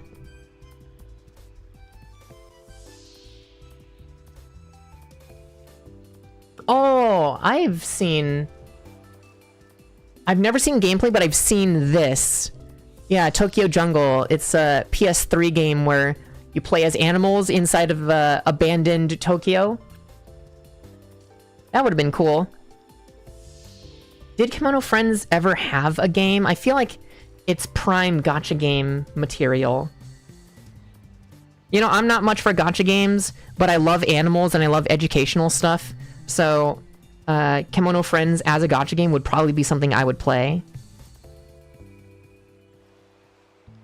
Especially now, because I've been watching a lot of animal documentaries as of late. Not anything official, like nothing with like David Attenborough or anybody like that. I've been watching a bunch of documentaries on YouTube, actually, that are all really good. I love it when a YouTube documentary starts the video with none of the footage or writing in this video was used with AI. Very sad that they have to say that, but very much appreciated that they do anyways.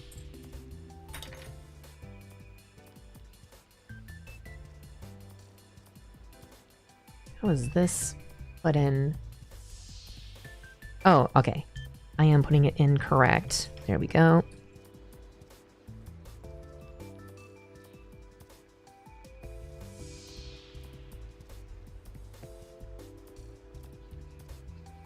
Like Cubivore on GameCube. I actually never played Cubivore. Sounds cool though. There's a lot of GameCube games that I've always wanted to play but never played. That was my thing with Custom Robo. I always wanted to play Custom Robo. I could never find it.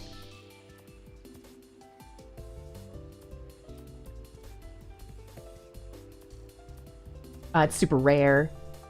You have it? Nice. I don't even know what my rarest game is. It's probably, honestly, I think my rarest game that I have is Metroid Prime Trilogy for the Wii. I remember that was really hard to find for a while. But what's funny is that I remember being at GameStop and I had both games in hand and I'm just like, I could get Metroid Prime Trilogy for the Wii. I could also get Xenoblade Chronicles. And knowing how valuable Xenoblade Chronicles is on the Wii right now, kind of regret not getting it, but at the same time, if it wasn't for Metroid Prime Trilogy on Wii, I wouldn't be as big of a Metroid fan as I am today, so I don't know. Perhaps it was the right choice to pick up Metroid Prime Trilogy. I mean, I would eventually get Metroid Prime Trilogy on the Wii U as well anyways.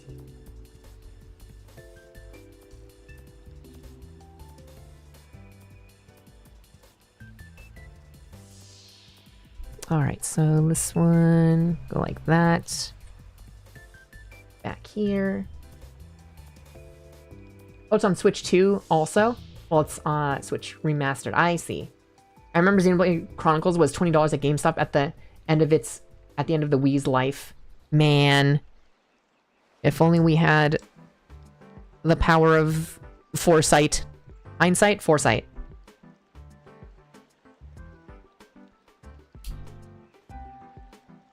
Ooh, there we go. Then we can combine that. And we can put this in here. There we go. Now he's almost standing up.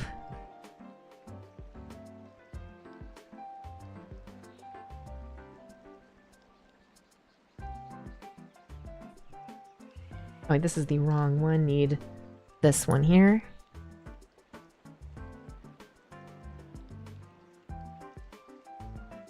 Nah, now every release of a game is treated like it'll be worth $1 million thanks to scalpers. That is true. Everything has been ruined by scalpers. Literally everything. At what point does it stop?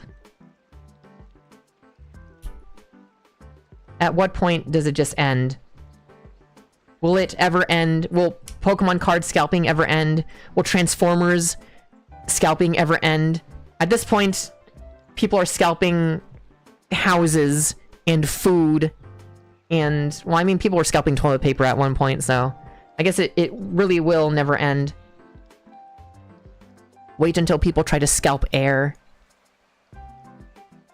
How about we just scalp scalpers? We should literally just go over to them in Minecraft with a machete and scalp them. That would be awesome. Get a PSA graded scalper scalp.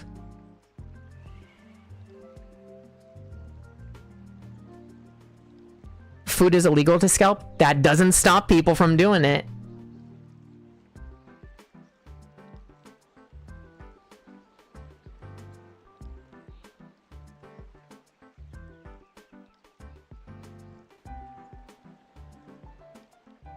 How does this one? Okay. That's how you do it.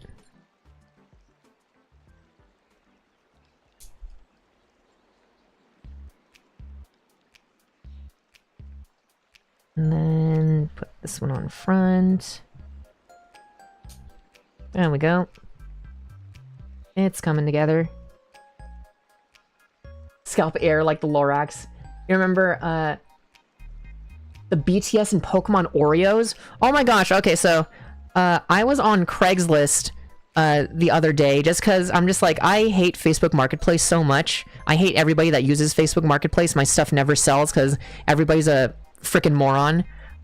So I was tempted to go back to Craigslist. So I was looking at Craigslist and I just typed in Pokemon just to see what was up. Somebody is selling 3 unsealed or unopened bags of Pokemon Oreos. I did not catch the price because I thought it was so ridiculous that somebody was doing that. But what is the point? It's not like those Oreos came with Pokemon cards or anything like that. So I don't get why that was a thing. It feels very silly.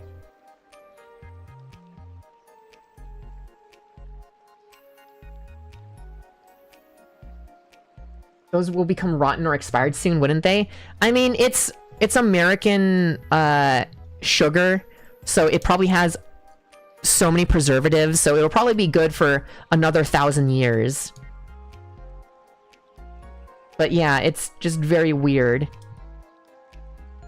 Like, are people really wanting to get those cookies and being like, oh, I got the rare cookie. Treating this like frickin' Cookie Run Kingdom, but IRL. I say as I've never played Cookie Run Kingdom, but I keep seeing fan art. Fan art of frickin' cookies.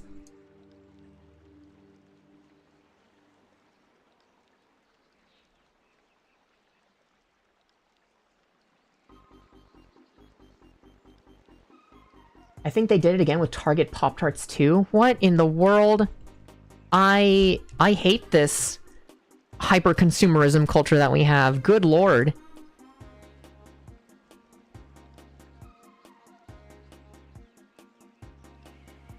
This is all just the worst.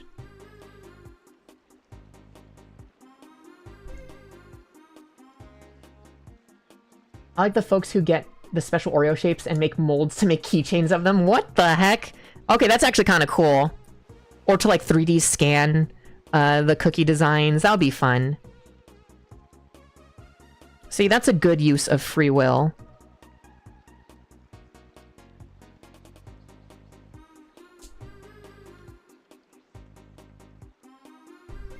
Or you can just design the thing from the ground up with, like, 3D printing and stuff like that. There we go. Finally got the legs done. Very nice. Very awesome design. Now time for the arms.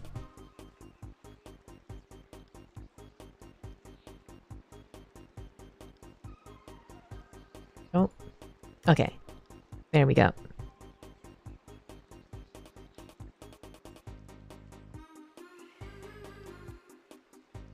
Arms are super simple. I think I remember most of it.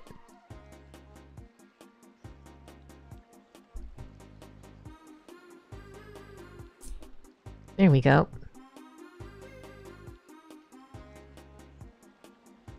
Coke Oreos were good? Coke Oreos? I can't remember the last good specialty Oreo I had. I've had plenty of bad specialty Oreos. Did you guys ever have the Sour Patch Kids Oreos? That one was disgusting. I think the Star Wars Oreos were kind of fun, because I think they had Pop Rocks in them a little bit. Or one of these ones had Pop Rocks in them. Honestly, just adding Pop Rocks to anything just makes it kind of cool. I don't think there's any armor on the shoulder itself, so I think we can just pop these on.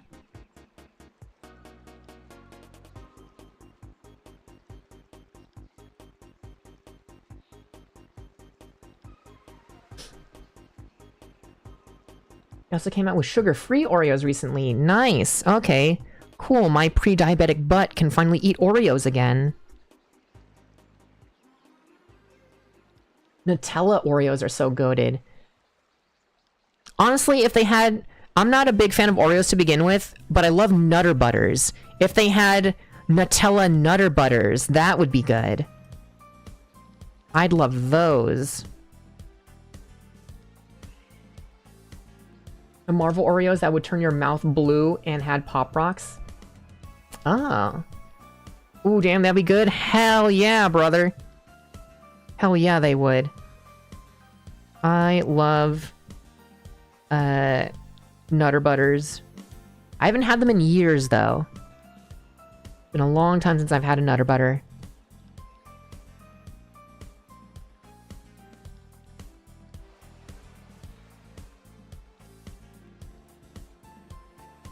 Have they ever done a Nutella Nutter Butter before? They should, if they have not. Years nutless. No Nut November. That's what No Nut November actually is. Just going without Nutter Butters. Or Nutella. Oh wait, this piece goes on the shoulder.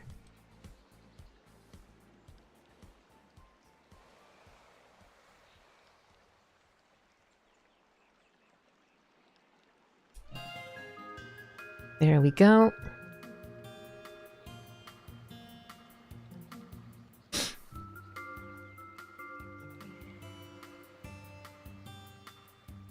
I think I've got it in the right orientation.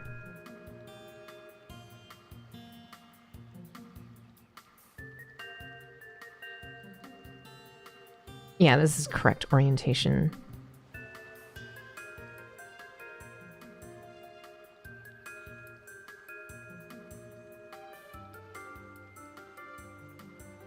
I get a bit of PTSD from hearing Nutter Butter because in school they would say that before kicking you in the nuts. Jesus. Boys in school are ruthless. They're physically ruthless. But then in school, girls are emotionally ruthless.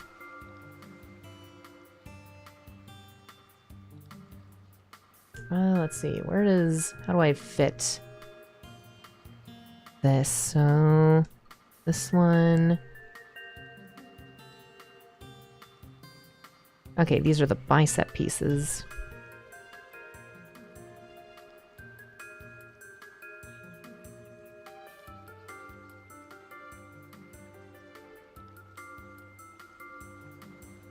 How is this supposed to go? Doesn't really say which direction it's supposed to go, so I'll just put it in whatever random direction. Okay, so there's that arm piece. We can just put that one in.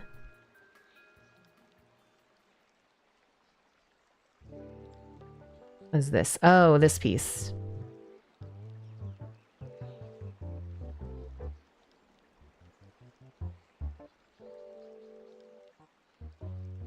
Well, why is that not fitting in?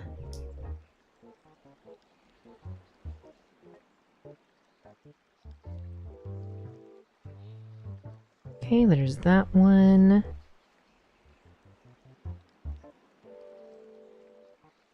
That's there. Okay, now I've got everything lined up. Put the hand in. Right, there's one arm.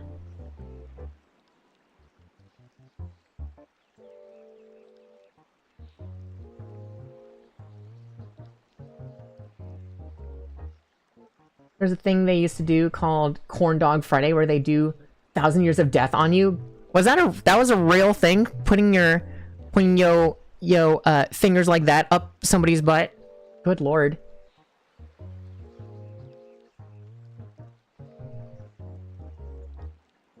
That is wild. Hope you guys washed your fingers after that.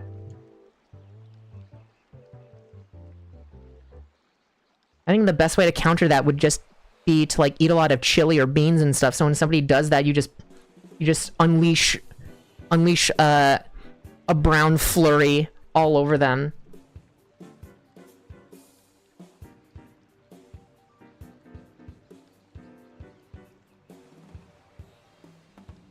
Oh, this one goes over here.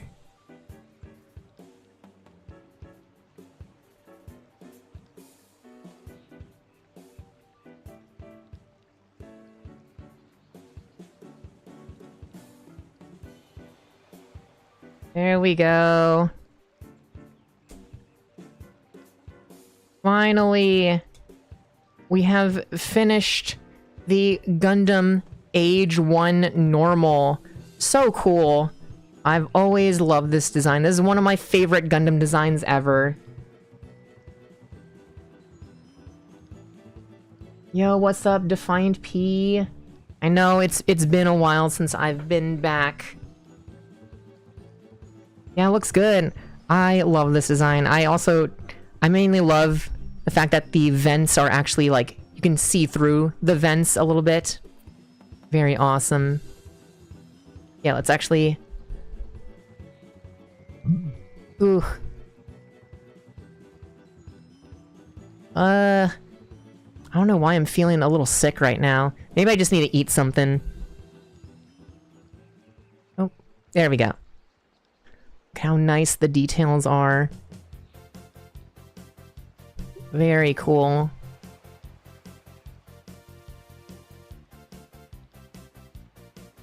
Yeah, and then let's add the weapons in.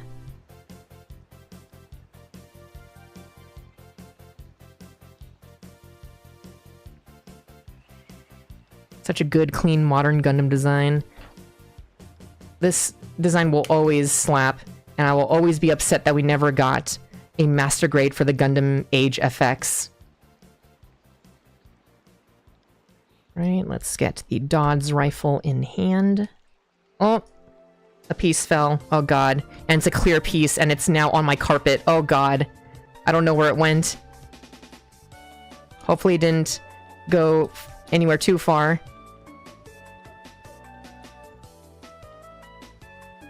And then I like how the rifle actually locks into the arm like that.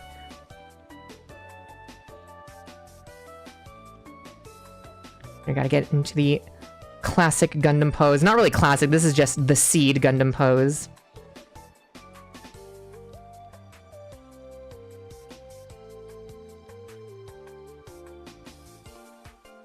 There we go. That is a good pose.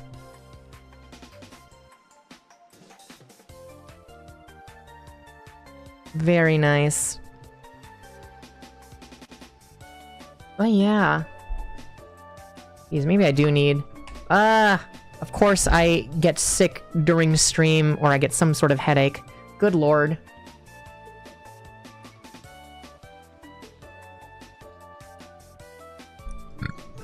Yeah, maybe I just need to lie down or something. But yeah. Well, at least I can end off the day with a really cool model kit.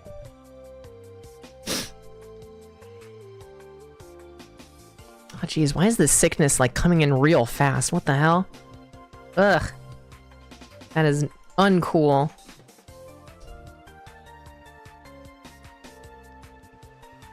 But yeah, one of these days I need to get my hands on the Gundam Master Grade Titus, which was my first Master Grade I ever built.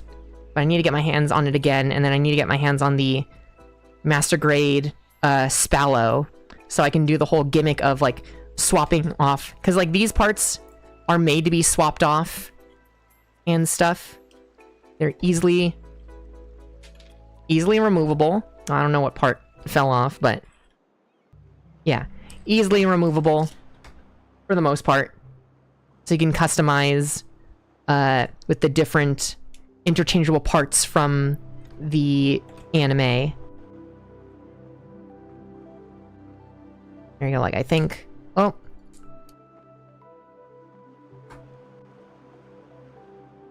There you go, this is like, this is the core AGE-1.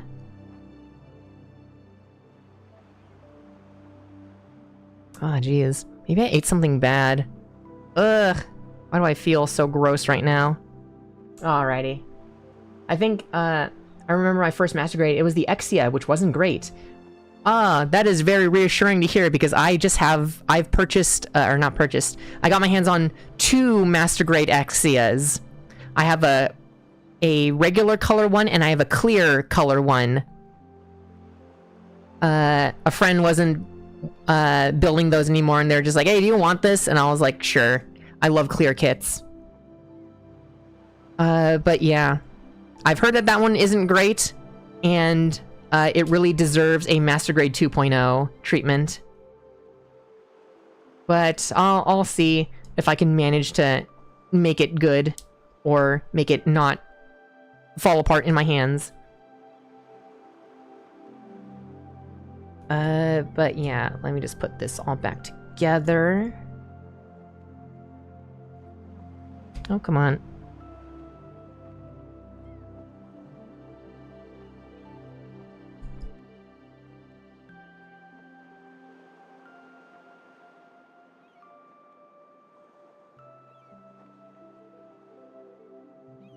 Oh, the hand piece fell off. That's what it was.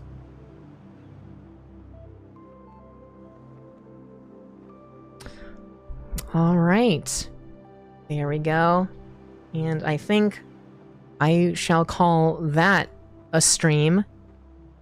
And I don't know when the next one will be. Yeah. Hopefully it won't be another long time in between streams like this one here. Actually, let me put in a beam saber. Totally forgot I didn't put beam sabers in his hands.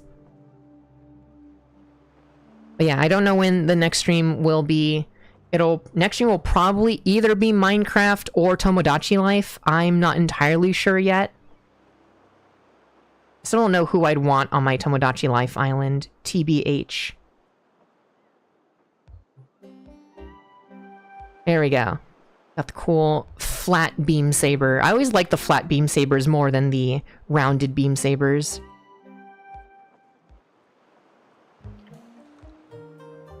But yeah, pretty cool. Alright, I need to figure out what made me randomly feel sick. And I need to eat something. But yeah, I will catch you guys on the next one, whenever that may be. Later, bye!